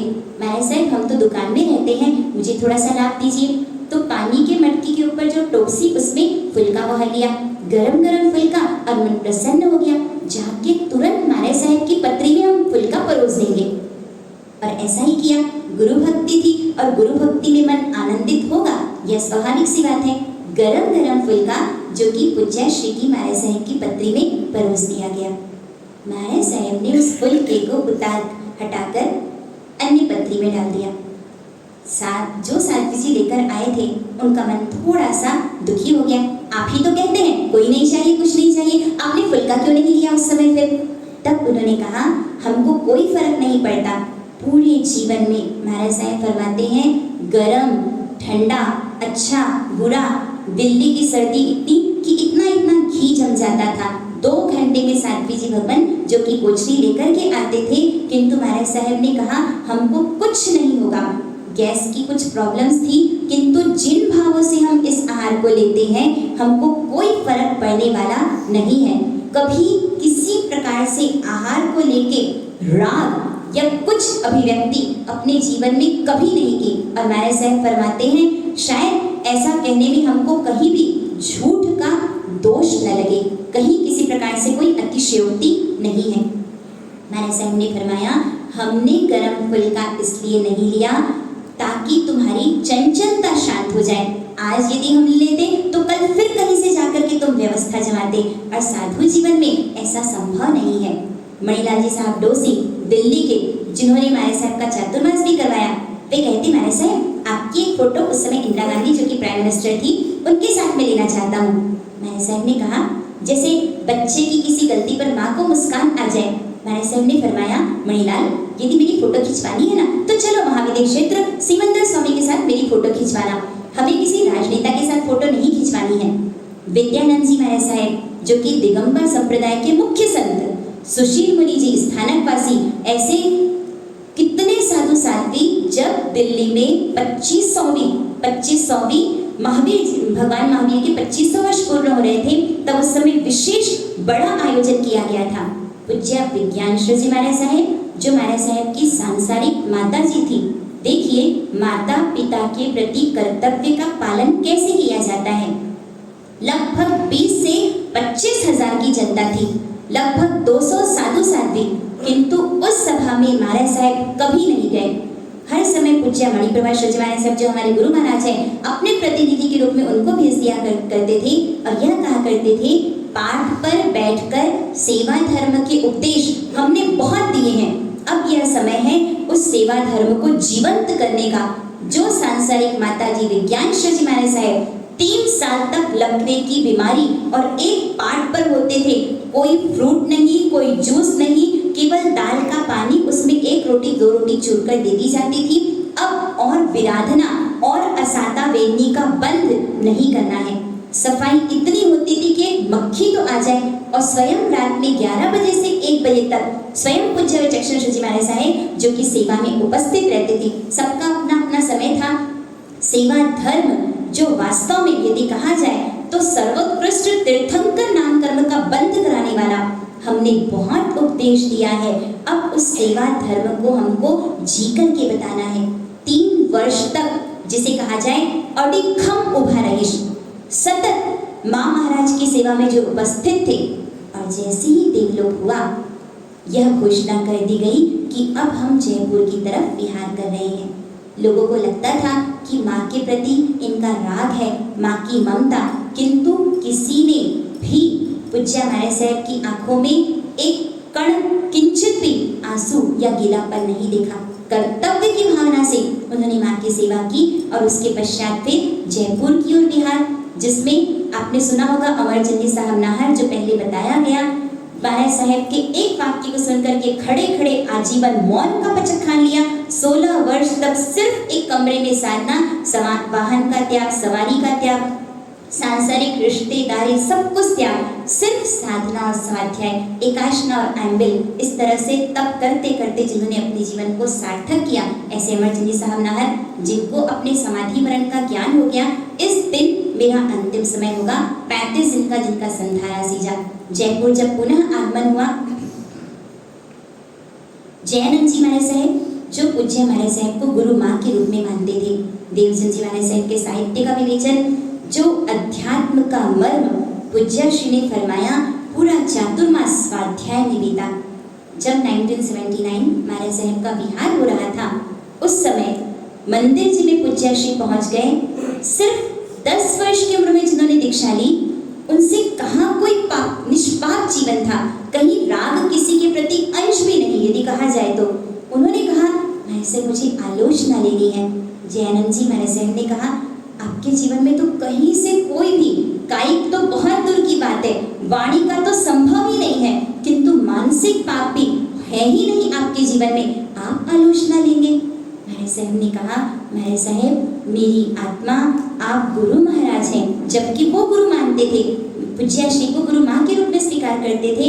आपके चरणों में मैंने मेरे जीवन में यदि कोई पाप किए हैं, जो भी पाप किए हैं, मैं अंतर हृदय से अरिहंतनी साखीरे मिच्छामि दुक्कड़म, अरिहंत परमात्मा की साक्षी से अंतर हृदय से मैं भव में किए पापों की आलोचना लेना चाहती हूँ। जितने भी व्यक्ति थे, स्वयं पूज्य श्री फरमाते हैं, उस समय महाराज साहब की आंखों से जो अश्रु का प्रवाह हुआ, भी नीचे की धरती गीली हो गई। इस तरह से अपने हृदय को पूरी तरह से निष्पाप निश्चल हृदय से यदि कोई छोटी भी गलती हो तो गुरु महाराज के सामने अभिव्यक्त करके सारे के सारे पापों की उन्होंने क्षमा याचना कर दी। वे पूज्य महाराज साहब वास्तव में यदि कहा जाए तो मन और रोम कंपित हो जाते हैं। योग ऐसा बना जहाँ महाराज साहब ने कभी दवा का उपयोग नहीं किया। मालपुरा में कुशल गुरुदेव के चरण, जिनके सामने जाकर प्रार्थना किया करते, गुरुदेव जैसे जैसे व्याधि बढ़ती जाए, मुझे कोई दुख नहीं है कि मुझे बीमारी है, यह तो शरीर को बीमारी है, आत्मा बिल्कुल इससे अलग है। व्याधि बढ़ती जाए पर गुरुदेव आपकी कृपा से क्या बढ़ती जाए? समाधि बढ़ती जाए। शरीर को कैंसर है, शरीर को रोग है, मैं हूँ आत्मा, शरीर अपना काम अलग करता है, आत्मा अलग करती है। किसी ने प्रश्न किया, महाराज साहब आपको इतनी तकलीफ क्यों है, आपने तो कोई पाप नहीं किया। तब महाराज साहब ने फरमाया, पूर्व जन्म के कर्म भी इस जन्म में साथ आते हैं। हो सकता है पूर्व भव में किसी पर तलवार चलाई हो, किसी का खून बहाया हो। एक दिन ऐसा हुआ कि जयपुर, जहाँ हमने भी देखा जब 2 डिग्री 1 डिग्री टेम्परेचर होता है और वो मोती डिग्री का उपाश्रय, वो तो जिसे कहा जाए चिड़ कुल रहना भी वास्तव में कभी देखा ही नहीं था इस तरह की ठंड। छत्तीसगढ़ में ऐसा कुछ होता ही नहीं है। तब लगा कि यही वो स्थान है मोती डिग्री का उपाश्रय, जहाँ हमारे साहब कैंसर की बीमारी और वह गांठ जो कि पैर के साइज की थी, वह गांठ एक छोटे तरबूज जितनी बड़ी हो चुकी थी और घाट पर छाले, और वो छाले जब फूट गए एक दिन रात को, पौष की कड़कड़ाती ठंड, और जब वो छाले फूटे, वस्त्र गीला हुआ, तो कहा गया कि देखो क्या हुआ। तब देखा प्रकाश करके तो वह गांठ फूट चुकी थी और उससे खून बह रहा था। किरण जी जो कि भक्त श्राविका थी, वो मरहम पट्टी बस करते थे, दवा का उपयोग तो था ही नहीं। उस समय फिर महाराज साहब ने कहा कि यह जो खून है, टब में गर्म पानी का उपयोग नहीं करने दिया गया। रात्रि में साध्वी जी भगवान के पास, मुनि भगवान के पास चूने का ठंडा पानी होता है जो आवश्यक कार्य के लिए उपयोगी होता है। उसी ठंडे पानी से भयंकर रात्रि, और उस ठंड में वस्त्र से भी अब नहीं ढका जा सकता था, इसलिए महाराज साहब जिस पाट पर विराजते थे उसके चारों तरफ रस्सी बांध के कपड़ा लगाया जाता था और सिर्फ महाराज साहब का चेहरा दिखता था, क्योंकि नीचे कपड़े का स्पर्श अब उस गांठ से संभव नहीं था। इतनी भयंकर वेदना, अपने लिए जितने वज्र जैसे कठोर थे और दूसरों के लिए उतने ही कोमल, उस गांठ की जब धुलाई की गई ठंडे पानी से, उस समय टब में पानी इकट्ठा किया गया और यह कहा हमारे साहब ने, गड्ढा खोद करके इस पानी को परखना, कोई कुत्ता इसमें मुंह न डाल दे ताकि वह कैंसर रोग से ग्रसित न हो जाए। अर्थात दूसरों के दर्द का, दूसरों की तकलीफ का ध्यान रखना। एक दिन जब दरवाजा बंद कर दिया गया, लगातार भीड़ रहती थी, तो सभी कहते थे कि हमारे साहब थोड़ा तो विश्राम कीजिए। दरवाजा बंद और बाहर तो भीड़ बढ़ती चली गई। और यदि कोई जानता हो जयपुर में लक्ष्मी चरण जी साहब भंसाली, उनकी तो लेखनी चलने लग गई और जैसे ही जब द्वार खुला तब उन्होंने जो दर्द भरी अपनी विनती गुरुवरिया श्री के सामने रखी, उसको सुन करके तो सबकी आंखें गीली हो गई। उन्होंने उस समय जो पंक्तियां गुनगुनाई, हमें मत रोको, हमें आने दो, हमें मत रोको, हमें आने दो, गुरुवरिया के दर्शन पाने दो, हमें मत रोको, हमें आने दो। ये तो जीव कोई अवतारी, इनकी शक्ति देखो भारी, इनकी समिता के गुण हमें हमें मत रोको, हमें आने दो, हमें मत रोको, हमें आने। लक्ष्मी जी साहब भंसाली जिन्होंने इस तरह से अभिव्यक्ति की, तब महाराज साहब ने फरमाया आज के बाद ये दरवाजा अब कभी भी बंद नहीं होगा। महाराज साहब फरमाया करते थे कि भीड़ बाहर की नहीं होती है, भीड़ भीतर की होती है। अपने भीतर के परिग्रह को, राग द्वेष के संस्कारों को कम करने का प्रयास किया जाना चाहिए। पश्चिमी निमाड़ देश का सनावत कस्बा, जहाँ से एक वैद्य आया और साथ में जयपुर के वैद्य साहब वो भी वहाँ पर उपस्थित थे। महाराज साहब से निवेदन किया गया, महाराज साहब एक दवा का प्रयोग करना चाहते हैं। उस समय महाराज साहब ने कहा हम तो दवा का प्रयोग नहीं करना चाहते। तब कहा गया कि महाराज साहब आप इस दवा के प्रयोग से हमको कुछ रिजल्ट्स मिल सकते हैं तो दूसरों का हित हो सकता है। जैसे ही लोग हित की बात सुनी, महाराज साहब ने कहा ठीक है करिए। गरम गरम गुड़ आटे का सीरा बनवाया गया और शाम को वह जो गांठ, छाती पर गांठ, उस पे वह सीरा गरम गरम बांध दिया गया। सुबह वो वैद्य जिन्होंने एक बाल्टी के पानी में लाइफ बॉय साबुन को घोल दिया और उस घोल से उस गांठ की धुलाई की गई।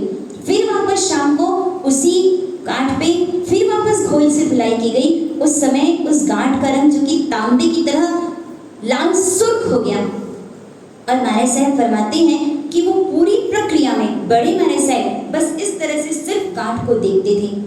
बोलने वाले, देखने वाले, उनके चेहरे की रेखाएं और उसमें उद्वेग नजर आ रहा था, किंतु महाराज साहब के चेहरे में कहीं कुछ भी नहीं। बस वो सिर्फ जैसे ये प्रक्रिया किसी पड़ोसी या मकान के साथ हो रही है ऐसा। और उस समय महाराज साहब फरमा रहे थे कि देखो ये शरीर का स्वरूप है, यह शरीर जिसका स्वभाव सिर्फ महाराज साहब सभी साध्वी जी को अपने स्वयं के जीवंत ज्ञान के माध्यम से, यह जो शरीर जिसपे है चमड़ी, वह चमड़ी जब उतर जाती है तब अज्ञानी को इसके प्रति घृणा का भाव आता है। चमड़ी होती है तो इसके प्रति राग का भाव आता है, किंतु जो ज्ञानी होते हैं न तो इस शरीर के प्रति राग करते हैं और न ही घृणा करते हैं, वो तो सिर्फ अपने आत्मदेव के रमण में तल्लीन होते हैं। उस समय पूज्य महाराज साहब ने प्रश्न किया, पूज्य मणिप्रभुश्री जी महाराज साहब ने, कि यह कैसी निर्दयता पूर्ण परीक्षा थी। तब पता चला कि वैद्य तो एक्सपेरिमेंट करना चाह रहे थे, यदि कोई पॉजिटिव रिजल्ट आ जाता तो फिर दूसरों के लिए ये उपयोगी बन जाता। यह जो समता की साधना महाराज साहब की बढ़ती चली गई। किसी ने प्रश्न किया, महाराज साहब यह तो ठीक है कि आप इस तरह से साधना कर रहे हैं, किंतु चेहरे पर प्रसन्नता क्यों है?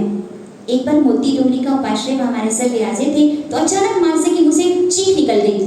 तब प्रश्न किया गया कि महाराज साहब क्या हुआ, आज दर्द ज्यादा हो गया, आप तो कभी भी ऐसा नहीं। तब महाराज साहब ने फरमाया जिसे कहा जाता है साधारणीकरण, अर्थात दूसरों की पीड़ा ऐसा लगे जैसे वो मेरी पीड़ा है। उस समय देखो उस गाड़ी वाले ने ऊंट को चाबुक से मारा, मैं उस पीड़ा को, मतलब दूसरों की पीड़ा जिसे कहा जाता है पर दुख कातरता, अर्थात दूसरों के दुख में ऐसा लगे कि जैसे वो मेरा दुख है। महापुरुष जो भी होते हैं वो दूसरों के दुख में गमगीन हो जाते हैं, उनका दुख उनको अपना दुख लगता है और अपना दुख उनको दुख नहीं लगता। महाराज साहब कहते थे कि किसी से हमने कर्जा लिया है, आज हम संपन्न हैं, पैसे देने की स्थिति में हैं, हमने कर्मराज से कर्ज लिया था, आज भगवान महावीर का संबल हमारे पास है, उनके वचन है, अच्छे समय पर कर्म तंत्र आया है, सारे कर्जे की वसूली कर रहा है और सारा कर्जा चुक रहा है, तो जो कर्जा दे सकता है उसके चेहरे पर प्रसन्नता नहीं होगी क्या? अवश्य होगी। विरायतन में जिनको चलता फिरता पुस्तकालय अर्थात मोबाइल लाइब्रेरी के नाम से जिनको जाना जाता है, ऐसे अमर मुनि जी महाराज साहेब जिन्होंने पत्र भेजा और यह लिखा, जयपुर से हरिश्चंद्र जी साहब बडेर आदि आते हैं और आपकी समता की स्थिति का वर्णन करते हैं, तब हमको लगता है कि जो सम्यक दर्शन गच्छ मन पंथ में उलझ कर रह गया, उस सम्यक दर्शन को आपने आत्मसात कर लिया। अंतर हृदय से हम आपकी अनुमोदना करते हैं। मुस्लिम भाई मंदसौर में महाराज साहेब सेकंड फ्लोर में बाढ़ इतनी आई कि पानी बढ़ता गया। श्रावक आकर निवेदन करने लगे, मारे साहब यहाँ से आप पधारिए। किंतु मारे साहब ने कहा, रात्रि का समय, 11 बजे का समय, साध्वी जी, जैन साध्वी जी बजा ही नहीं सकते उपाश्रय से बाहर। और वो पानी जब सेकंड फ्लोर तक आ गया तब तो श्रावकों को कंपन होने लग गया। वे कहे, मारे साहब आपको यहाँ से चलना पड़ेगा। उस समय मारे साहब ने फरमाया, पानी को जितना बढ़ना था बढ़ चुका। यद्यपि कच्चे पानी में इस तरह का प्रयोग नहीं किया जाता, किंतु मारे साहब अपवाद या विशिष्ट साधिका थी। मारे साहब ने उस समय बाढ़ में थोड़ा सा हवा संक्षेप डाला और वह पानी फिर धीरे धीरे नीचे उतरने लगा। यही मंदसौर जहाँ के मुस्लिम भाई यह कहा करते थे, संयम शूर है, ज्ञानी भरपूर है, विचक्षण श्री जी जगत की नूर है। अर्थात हिंदू हो या मुस्लिम, जैन हो या सिख हो या ईसाई, मारे साहब की वाणी में कभी संप्रदायवाद या जैन धर्म या खरतरगज ये शब्द तो कभी हमने सुना ही नहीं, न मारे साहब और न अभी पूज्य मारे साहब के मुख से। सभी एक महावीर के अलग अलग अनुयायी हैं, सबका अपना अपना मान्यता के अनुसार अपने अपने धर्म का पालन है। हम सभी सगे भाई हैं, हम सभी सौतेले भाई नहीं हैं। वे पूज्य हमारे साहब अमरावती जिनकी जन्मभूमि, उस समय बार बार पधारिए। दीक्षा के 42 वर्ष के बाद पूज्य हमारे साहब जिनका पधारने का योग बना, उस समय फिर जीजीबाई जो कि सदैव हमारे साहब के साथ रहे, तब उन्होंने इस तरह से हमारे साहब के लिए यह पंक्तियां, जो कि अमरावती वासी जो आज पूरे जगत की नूर बन चुकी थी, उनके लिए फिर इस तरह से उन्होंने फरमाया, नहीं जाना तुम इतनी महान निकलोगी, शंकर बन कर राग द्वेष विष निकलोगी, अमर करोगी अमरावती का नाम सकल संसार, अभिनंदनी है वंदनी बारंबार। जब पूज्य विचक्षण श्री जी महाराज साहब अपनी जन्मभूमि अमरावती में चातुर्मास किया, बहुत बड़ा फंड इकट्ठा हो गया और उत्सव करना चाह रहे थे, तब महाराज साहब ने कहा, कितने ऐसे साधर्मिक है आहार लेने के लिए जाते हैं, तब पता चलता है कि जहाँ तेल के नाम पर सिर्फ पानी झंगा-झोल दाल होती है, ऐसा करो स्वर्ण सेवा फंड की स्थापना की गई, जिसमें साधर्मिकों के लिए इस तरह से यह सारा वितरण कार्य किया गया। सन 1980 18 अप्रैल का वह दिन, एक महापूर्व डॉक्टर मेहता जिनका फिर आने का योग बना, उन्होंने कहा, महाराज साहब एक छोटी सी दवा की गोली आपको विश्राम मिलेगा। तब महाराज साहब ने कहा कि डॉक्टर साहब एक हल्का सा विकल्प था, किंतु कोई अहंकार की भावना नहीं है। उस समय एक महापूर्व महाराज साहब ने फरमाया, अब हम जीत गए। लग रहा था कि व्याधि कहीं हमको हिला न दे, किंतु व्याधि हार गई और समाधि जीत गई। 18 अप्रैल 1980 का दिन, शुक्रवार की सुबह, भोर का तारा जो कि विदाई ले चुका था, और उस दिन महाराज साहब के मुख से निकला, मैं आज बोल नहीं पाए। 2-3 महीने से तो अन्न पूरी तरह से बंद हो चुका था, कुछ पेय पदार्थ ही वो ले पाते थे। शरीर का रंग बिल्कुल सफेद हो चुका था, ऐसा लगता था कोई हिमाच्छादित शिखर है, बर्फ जैसा शिखर जो शताब्दियों से साधनारत है। डॉक्टर साहब आश्चर्यचकित, ब्लड प्रेशर, रक्तचाप 40-45 और 70-80, किंतु चेतना बिल्कुल जागृत। उस समय डॉक्टर मेहता ने कहा, हमारा मेडिकल साइंस आपके सामने अनुत्तरित है, हम वास्तव में आपके सामने नगण्य अकिंचन हैं। वह दिन, जिस दिन को शायद कोई भी नहीं चाहता था, पूरे साध्वी जी भगवान 80-60 साध्वी जी भगवान जो महाराज साहब के शिष्य के रूप में, और सब मानो एक ऐसा वृक्ष जिसके छाया में अगणित पथिक आकर के शांति का एहसास करते थे। कितने ही ऐसे पक्षी जो घोंसला बनाए थे, और ऐसी आंधी आई दोपहर 11:15 बजे का समय कि वह वृक्ष जो कि उस आंधी में धराशायी हुआ। और पूज्य विचक्षण श्री जी महाराज साहेब वैशाख सुदी चौथ जो कि महाराज साहेब का देवलोक गमन दिवस था। पूज्य विचक्षण श्री जी महाराज साहेब।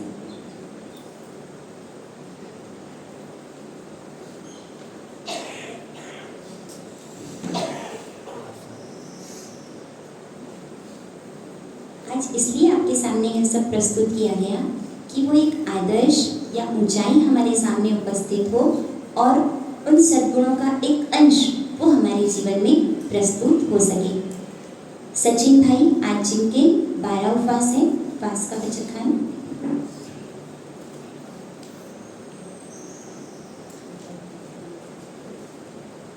सूर्य के अवतरण बजके तिघिम के नमस्ते पाणम खैलम से नथरम से वचन बाधा पुरुष प्रसमिति से बजके चौबियम के नमस्ते पाणम खैलम थरम से बच्चन क्रम दिसण स्वामित्रम पाणस देवे वाले व अच्छे व बोला ससिद्धि व असिद्धि व दूसरे तपस्या करने वाले धन्यवाद।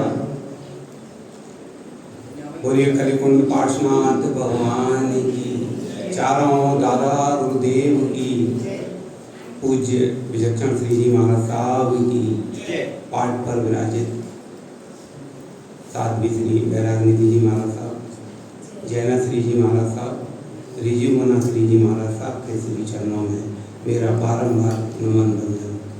बंधुओं, आज शिविर का 6वां दिन, हम बड़े ही भावुक होते हुए विचक्षण श्री जी महाराज साहब के जीवन को वैरागनिधि जी महाराज साहब के मुखमंडल से सुन रहे थे। कई वृत्तांत के माध्यम से ऐसे भी क्षण आए कि हम बहुत भावुक हो गए। महाराज साहब पिछले इस चातुर्मास में 2.5 महीने में मेरा व्यक्तिगत रूप से स्वाध्याय के समय या प्रवचन के माध्यम से अपमान को सम्मान समझने के विषय में कई बार फरमाया। आज अंदाज लगा, आज ज्ञान हुआ कि आपके शब्दों में यह क्यों था, क्योंकि विचक्षण श्री जी महाराज साहब में समता का भाव, जैसा आपने वृत्तांत से बताया, हम में से यहाँ जितने उपस्थित हैं सबने करीब से देखा तो नहीं, हो सकता है कुछ ने देव महाराज साहब के दर्शन लाभ भी लिया हो, पर हमने सुना बहुत और सत्यता को भी जाना। महाराज साहब आपके अपमान में, आपने बताया अपमान में सम्मान। मैं आपको तो 1 सेकंड में इस घटना का मेरे जीवन में क्या प्रभाव हुआ उसे आपके सामने रखना चाहता हूँ। कुछ दिन पूर्व एक घटना घटी, सत्य घटना नहीं थी, मुझे लगा बहुत असत्य है, मन भी विचलित हुआ। मैंने अपने छोटे भ्राता से बात की कि हमें इस घटना का जो असत्य है जवाब देना चाहिए, अपमान सा लगता है। उसने फरमाया, भाई हम महाराज साहब से सुन रहे हैं, अपमान में भी सम्मान, हाथ जोड़ दें, बहुत अच्छा लगेगा और बहुत अच्छा रहेगा। हकीकत में उस दिन बहुत मन अच्छा हुआ। जब मैं रात्रि में सोया, इतनी शांति का भाव था कि मैंने जवाब नहीं दिया। मैंने अपमान को सम्मान समझने का पहली बार प्रयास किया। महाराज साहब आपका आशीर्वाद मेरे ऊपर सदैव ऐसे रहे कि यदि कोई अपमान जैसा मुझे लगे, वह मुझे सम्मान के रूप में लगे। सम्मान का तो सवाल ही नहीं है। बंधुओं, 13 अक्टूबर शुभ दिवस, शुभ कार्य के रूप में हम मनाने जा रहे हैं। मैं इस 13 अक्टूबर के विषय में आपको पूर्ण जानकारी दूंगा, क्योंकि ये वैराग्य अवतरण दिवस है। पूरी किस तरह से कार्यक्रम है, कैसे कार्यक्रम है, तप, धर्म और सेवा का, इसकी जानकारी मैं आपके सामने कर रखूँगा।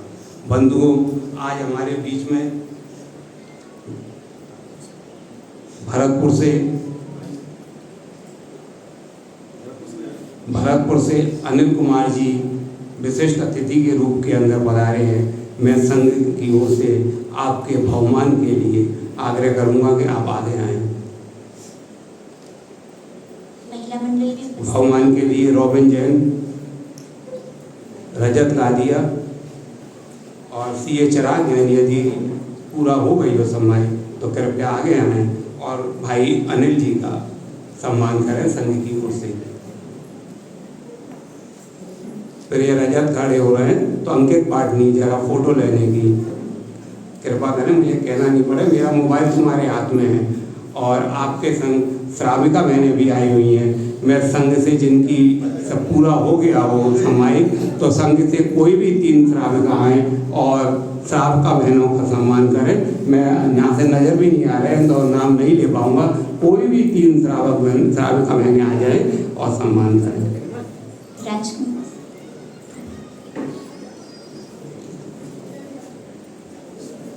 जैनम जयति जैनम जयति शासनम, जैनम जयति शासनम, जैनम जयति शासनम। आज के लाभार्थी मनोज जी बोरा यदि हो तो आगे आए कृपया करके। भाई मनोज जी बोला हैं, मुझे नजर नहीं आया, सॉरी।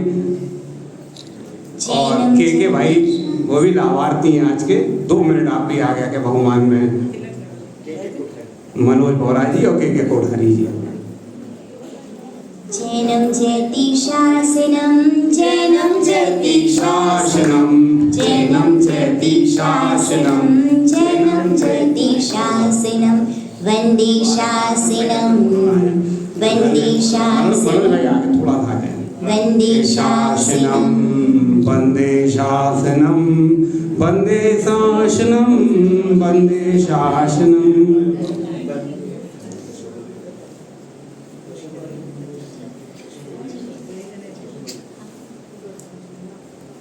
शासन देव की जय। श्राप्ता बहनें जो भरतपुर से पधारी हैं वह भी महाराज साहब के साइड में आए और संघ की श्राप्ता बहनें उनका सम्मान करें। छोटी सी प्रार्थना तब तक हम सम्मान करेगा।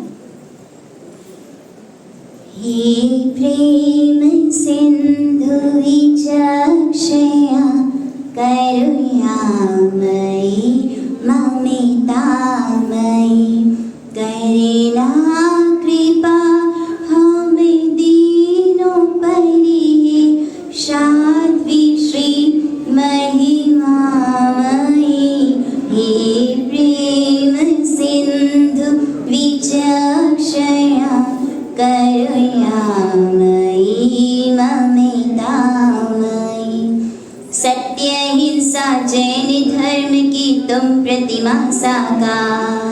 अपरिग्रह की कठिन साधना करी विहस कर पार। हे प्रेम सिंधु विचक्षया करुणामयी ममतामयी। कल उपकरण वंदना वाली मैं संघ की ओर से भाई सचिन दलवानी जी के आज के बारे उपास हैं। आपकी तपस्या की सुख साता जानते हुए बहुत बहुत संघ की ओर से अनुमोदना करता हूँ। आपकी तपस्या बहुत ही अच्छे प्रकार से सातापूर्वक चले, ऐसी मैं कामना परमात्मा और शासन माता से करता हूँ। अब जो कल कार्यक्रम है महाराज साहब के साथ में शिविर में, उसके अंदर जो 2 बोली होनी है उसके लिए भाई मैं दूसरे से आग्रह करूँगा आगे आएँ और उन बोलियों को अति शीघ्र पूर्ण कराएँ। देखिए, आग्रह श्री संघ का प्रबलतम पुण्योदय है। जब किसी की दीक्षा होती है ना तो ये ओढ़ी सच कर तैयार होती है। कल उपकरण वंदना वाली संयम रत्नावली, अर्थात इधर आप देखिए जिनेश्वर परमात्मा के मंदिर में जो भी उपकरण का उपयोग किया जाता है, कल एक एक उपकरण का महत्व समझाया जाएगा उनकी गीतिका के साथ।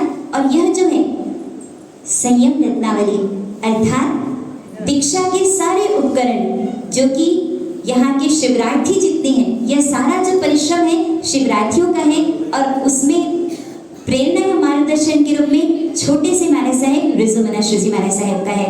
यह ओढ़ी कौन अपने मस्तक पर लेगा? कल यदि 8:30 बजे वहाँ से यहाँ जुलूस आ जाए जिसमें परमात्मा जिनको रथ में विराजमान करना होगा, ये उपकरण साथ में, और यह ओढ़ी वही मस्तक में लेगा जो दूसरी बोली दीक्षार्थी के उपकरण को, दीक्षार्थी की ओढ़ी को अपने मस्तक में जुलूस में लेकर यहाँ आना होगा। हाँ, पहले परमात्मा को विराजमान करके जुलूस में, रथ में वो जो बोली लेगा वो रथ में बैठकर परमात्मा को पूजा के वस्त्रों में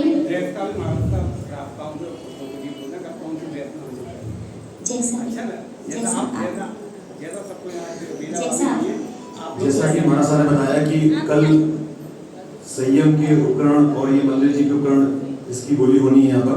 और पहले सबसे पहले परमात्मा को अपने विराजमान करके, अपने रथ में विराजमान करके यहाँ तक लाने के लिए पहली बोली मैं रुपये में लगा रहा हूँ 1000 रुपया, 2000 रुपया, 2100 रुपया, 2500 रुपये, 2500 रुपया। फोन आ रहा था किसी। इस बीच में ये बोली जारी रहेगी, लेकिन जैसे कल हमने कहा था कि कुछ लोगों को अपने विचार अपने गुरु के ऊपर एक संक्षिप्त विचार रखने हैं। 2-3-4 नाम मेरे पास में आए हैं। तो 3100 रुपए सब लोग बढ़ जाएंगे। 3100 रुपए 3100 रुपए एक बार। ये बीच में बुलवाते हुए जाइए ना एक एक को। हाँ, सबसे पहले मैं बुला रहा हूँ मास्टर श्रेयांश जैन। सबसे पहले नाम कल इनका आया था। श्रेयांश जैन आए अपने दूसरी बोली भी शुरू कर दीजिए। हाँ। ये दीक्षा थी की ओढ़ी जिसको अपने मस्तक पर लेना है और जुलूस के साथ फिर यहाँ तक बधा देंगे। पहले एक बार बोल दे, फिर उसे बोल। जी। हाँ।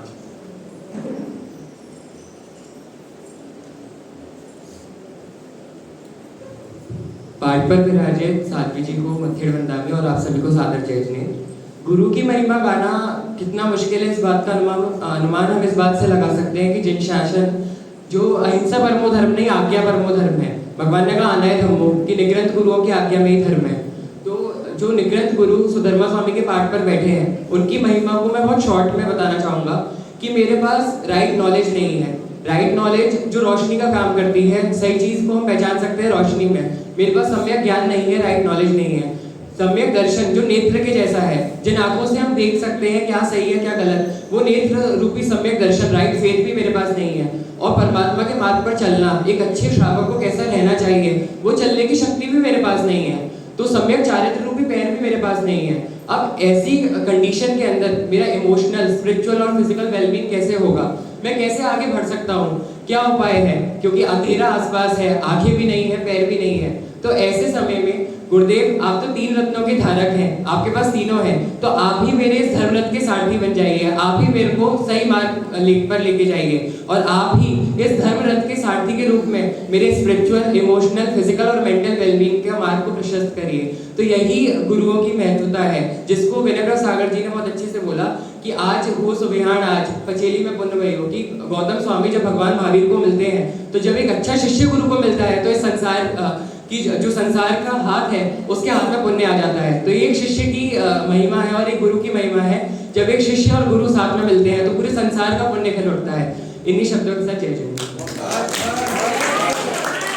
बहुत सुंदर मास्टर श्रेयांश जैन जैनिज्म पे काफ़ी रिसर्च कर रहे हैं। अभी लेटेस्ट में इन्होंने अभी इंडिया में किसी ने भी नहीं किया उसमें सोशल कॉन्टेक्ट थ्योरी, सामाजिक समझौते का सिद्धांत, जो हॉब्स लॉ और रूसो में आपने पढ़ा होगा अपने इकोनॉमिक्स के अंदर, और उस पर जैनिज्म में किसी ने आज तक कभी कुछ नहीं लिखा। बौद्धिज्म में लिखा गया है, लेकिन जैनिज्म पे श्रेयांश जैन जो पहले हैं इन्होंने इसकी थीसिस अभी दी है यहाँ पर। अब इनका इंटरव्यू भी आया था, इसकी रिकॉर्डिंग आने वाली है, मैं व्हाट्सएप पे शेयर करेंगे। बहुत सुंदर। ये हमारे मोन्टू भाई भावेश जी ब्रोड उनके सुपुत्र हैं, गायत्री जी इनकी माता जी हैं। बहुत सुंदर तरीके से कर रहे हैं। नेक्स्ट मैं बुला रहा हूँ, हाँ बोली हमारी जाएगी 3100 रुपये। भगवान को अपनी गोदी में विराजमान करके 3100 रुपये, पहले एक हो जाता 3100 रुपये एक बार, 3600 रुपया, 3600 रुपये, 3600 रुपये, 3600 रुपये एक बार, 3600 रुपये, 3600 रुपये 2 बार, 3600 रुपये, 3600 रुपये, 4000 रुपये, 4100 रुपये, 5000 रुपया, 5100 रुपये, 5100 रुपये एक बार, 5100 रुपया, 5100 रुपया, 5100 रुपये 2 बार, 5100, हाँ जी आ गया, 5100 रुपये, 5100 रुपये 2 बार, 5100 रुपये, 5100 रुपये, 5100 रुपये 3 बार। बोल भगवान महावीर स्वामी की जय। ये बोली किसने ली? श्री भावेश जी बुरण और मोन्टू भाई जिसे कहते हैं हम, उन्होंने ये बोली का लाभ लिया है। अब नेक्स्ट प्रवक्ता के रूप में बुला रहा हूं मैं रॉबिन भाई। रॉबिन जी कुछ अपने विचार व्यक्त करना चाहते हैं। रॉबिन जी।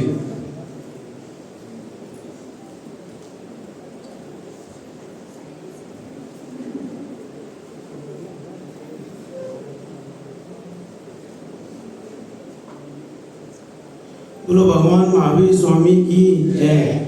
और पाठ पर विराजित साध्वी मंडल को वंदन। नहीं है शब्द कैसे करूं धन्यवाद, बस चाहिए हर पल आप तीनों का आशीर्वाद। जो कुछ भी जाना उसमें है बड़ा योगदान आप सबका, जिन्होंने दिया मुझे इतना ज्ञान। जय जैन। बहुत शुक्र सुंदर।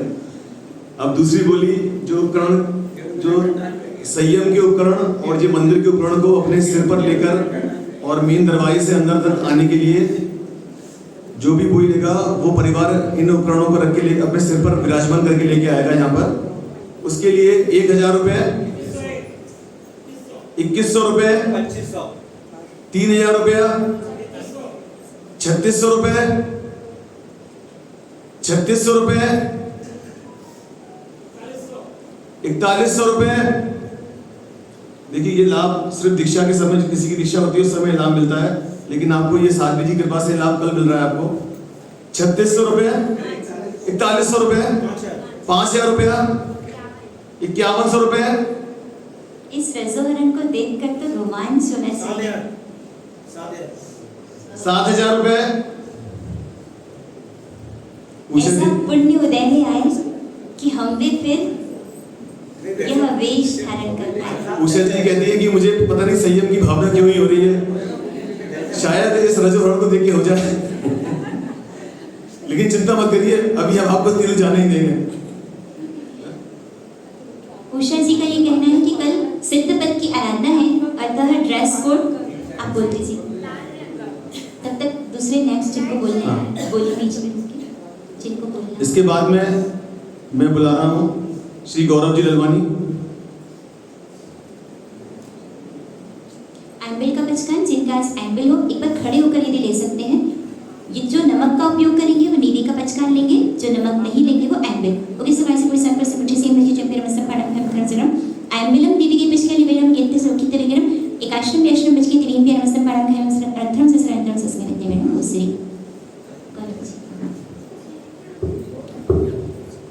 अंगूठे अमृत बसे लब्धित्या भंडार, श्री गुरु गौतम समरिये मन वांछित फलता। श्री गुरु गौतम स्वामी भगवान के श्री चरणों में शत वंदन। सातवीं मंडल के चरणों में शत वंदन। एक भजन की प्रस्तुति दे रहा हूँ मैं यहाँ पे, आप लोग भी मेरा साथ दें तो अच्छा रहेगा। पंचम काल में जो इंसान साधु बने वो महान है। पंचम काल में जो इंसान साधु बने वो महान है। देवों से राजा से बड़ा जैन मुनि का मान है। हो हो हो हो हो हो। सुख और भोग से राग के रोग से मिलन वियोग से रहे परी।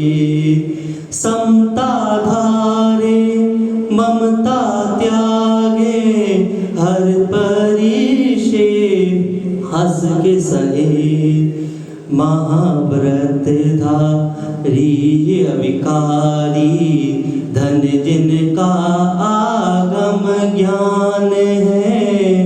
पंचम काल में जो इंसान साधु बने वो महान है।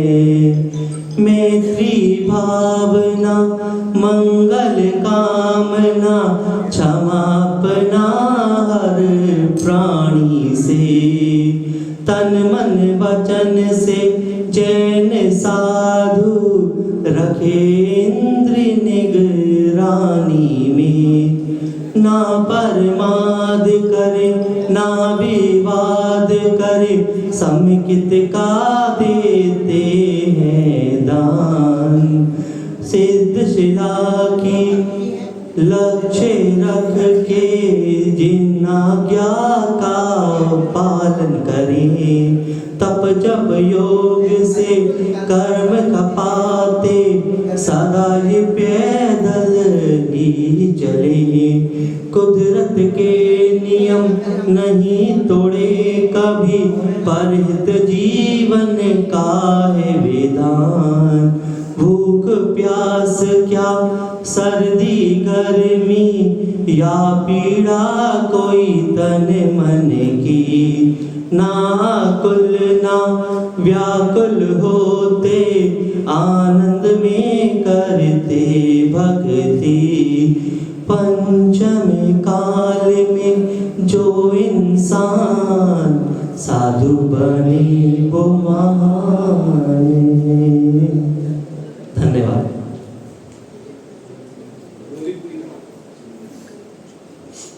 पूज्य विचक्षण श्री जी महासाहब कितनी महान थी।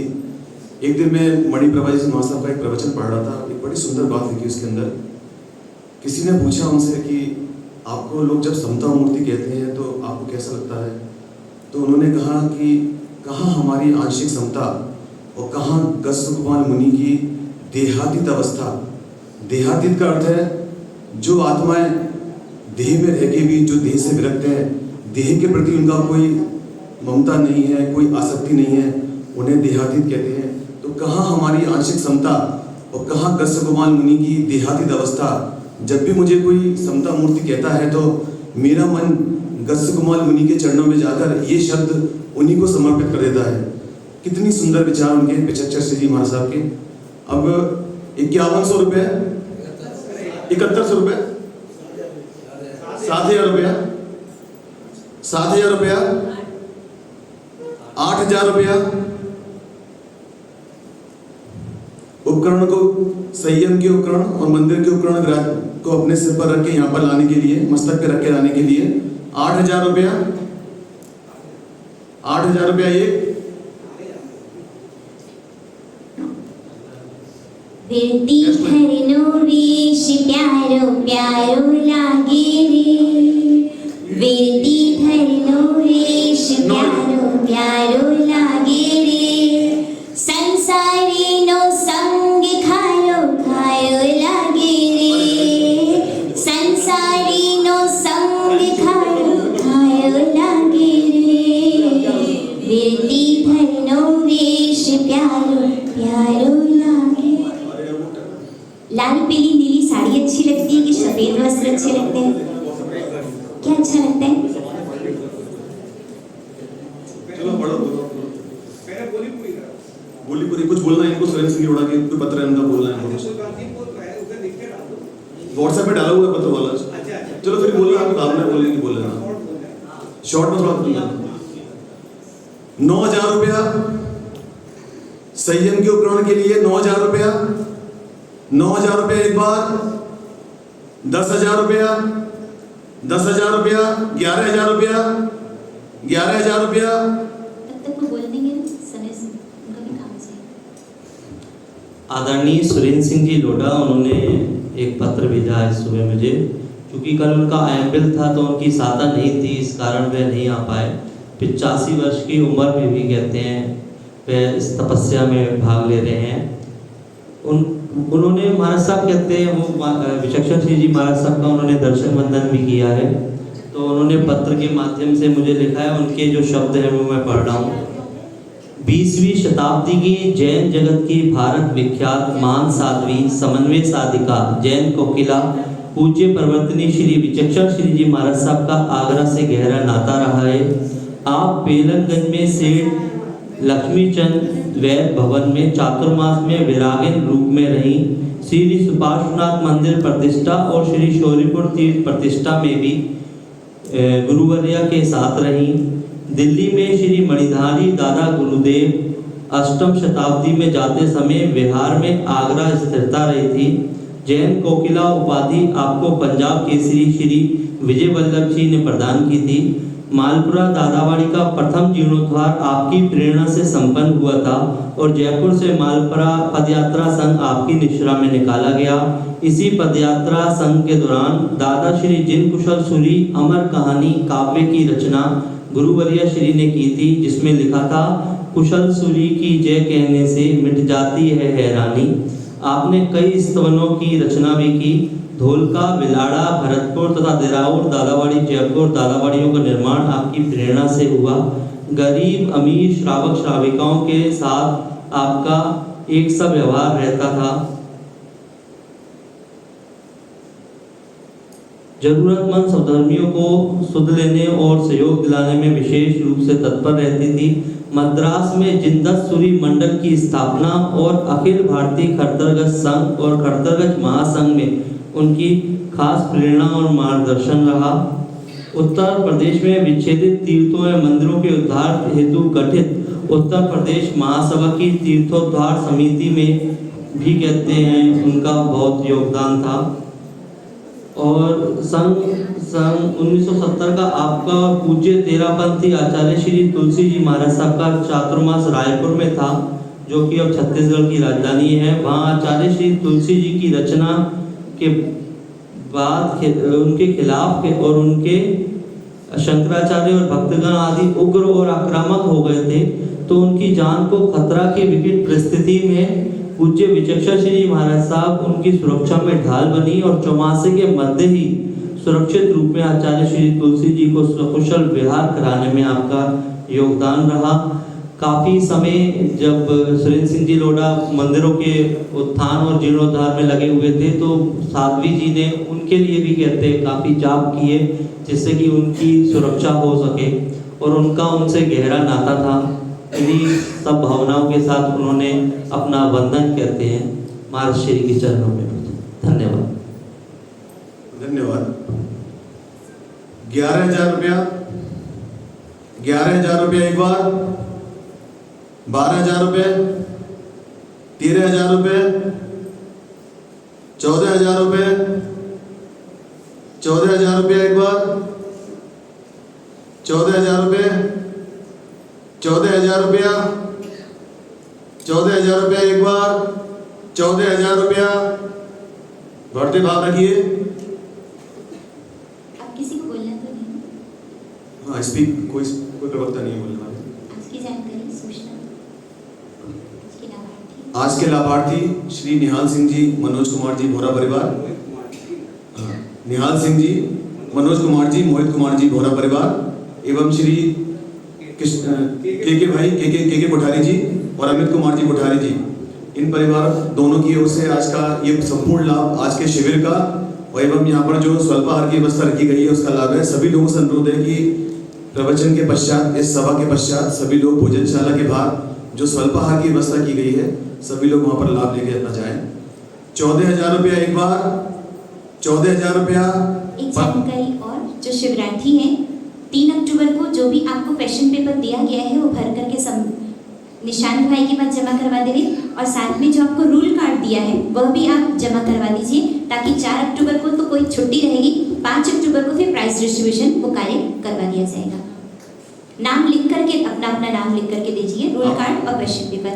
भरतपुर से जो आज जो पधारे हुए आप लोगों को कुछ अपने विचार रखने हो तो रख सकते हैं।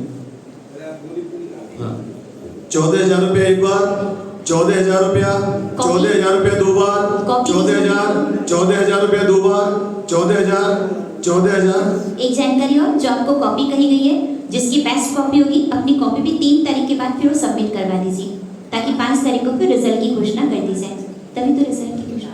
साध्वी जी किसी प्रकार से किसी को कोई नंबर नहीं देंगे, न ही किसी प्रकार का कोई चेकिंग किया जाएगा, सारी जवाबदारी जो वॉलंटियर्स हैं उनकी ही होगी। 14,000। मुक्तिपुरी में चले मोह की करनी विदाई, दीक्षा सदा सुखदाई, बोलो संयम सदा सुखदाई। एक बार हाथ तो ऊंचा कीजिए, किसकी दीक्षा लेने की भावना है? इस जीवन में नहीं तो आने वाले भाव में। जैनम जयती, जैनम जयती, इस जीवन में नहीं तो आने वाले जीवन में बनेंगे तो हमारे जैसे संयमी। और बहुत ज़्यादा उससे हमसे कई बार आग्रह हो रहा था, पर आज रुचि के उठे हुए हाथ ने वो मेरी इच्छा को पूरा कर दिया।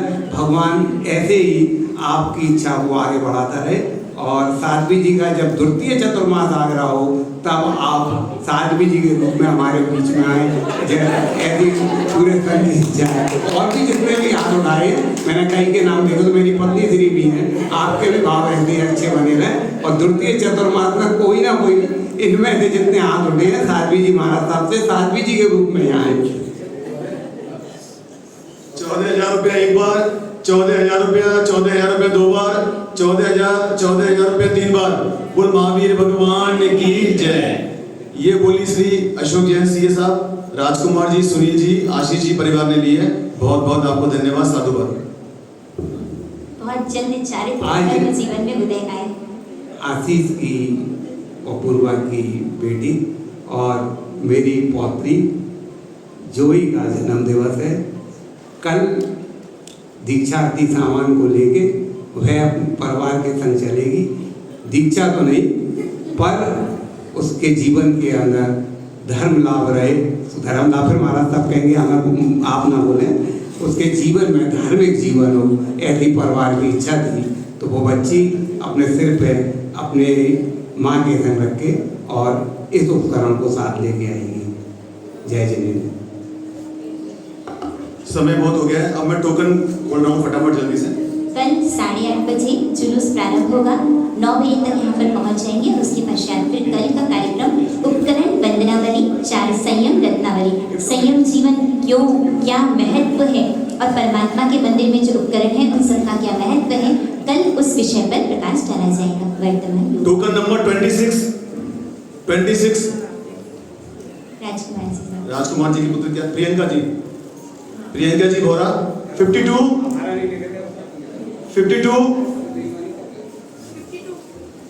साक्षी जी का रोशनी, साक्षी जी। 1 नंबर, 1 नंबर आप क्या नाम आपका? सचिन जी का शासन ध्वज, 62 वॉलंटियर्स। चिराग जी की मम्मी का रोज निकलता है, इनका वो निकलता है। लगभग निकलता है। 5 नंबर पीछे हाँ। केकी कोठारी केकी जी, हाँ। जिन्होंने लाभ लिया है स्वल्पहार का, उनकी धर्मपत्नी। 17 नंबर, 17 नंबर, खतरा, 17 खतरा। कल क्या खतरा, कल तो बड़ी तैयार है। राजकुमार भाई खतरा ध्यान रखो, दीक्षा हो रही है। हाँ। खतरा आ गया, दे दी मैंने भी, दे दी।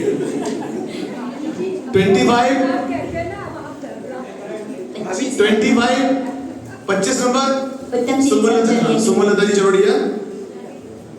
34 अशोक जी, सब रोज अशोक जी, वाले हैं। सब रोज वाले। 29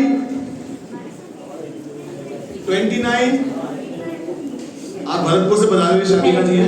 29 शासन ध्वज, 56 नूतन जी बादशाह। शासन वंदना। सभी लोग अपने अपने टोकन इसके बाद में यहाँ पे जमा कर दें। यहाँ पर सभी अपने स्थान पर खड़े हो जाएं, सावधान की मुद्रा में। शासन ध्वज। जय जय जय सुखदायक जय विश्वम विख्याता अश्वसेन सुति भावानंदन भविभंजनि भगवंता अजरामर प्रभु अलख निरंजन अविनाशी अभिनंदा तुम नामे जग जागे जन्म मरण भय भागे पावे शिव सुख साता जय जय मंगलदायक जय में विश्वंभर विख्याता जय हे जय हे जय हे जय जय जय जय हे जैनम जयति जैनम जयति जैनम जयति। सबको बहुत बहुत धन्यवाद। मंगल पाठ मांगे चित्ताई मंगल नहीं तब सिद्धा मंगल संबोधन के लिए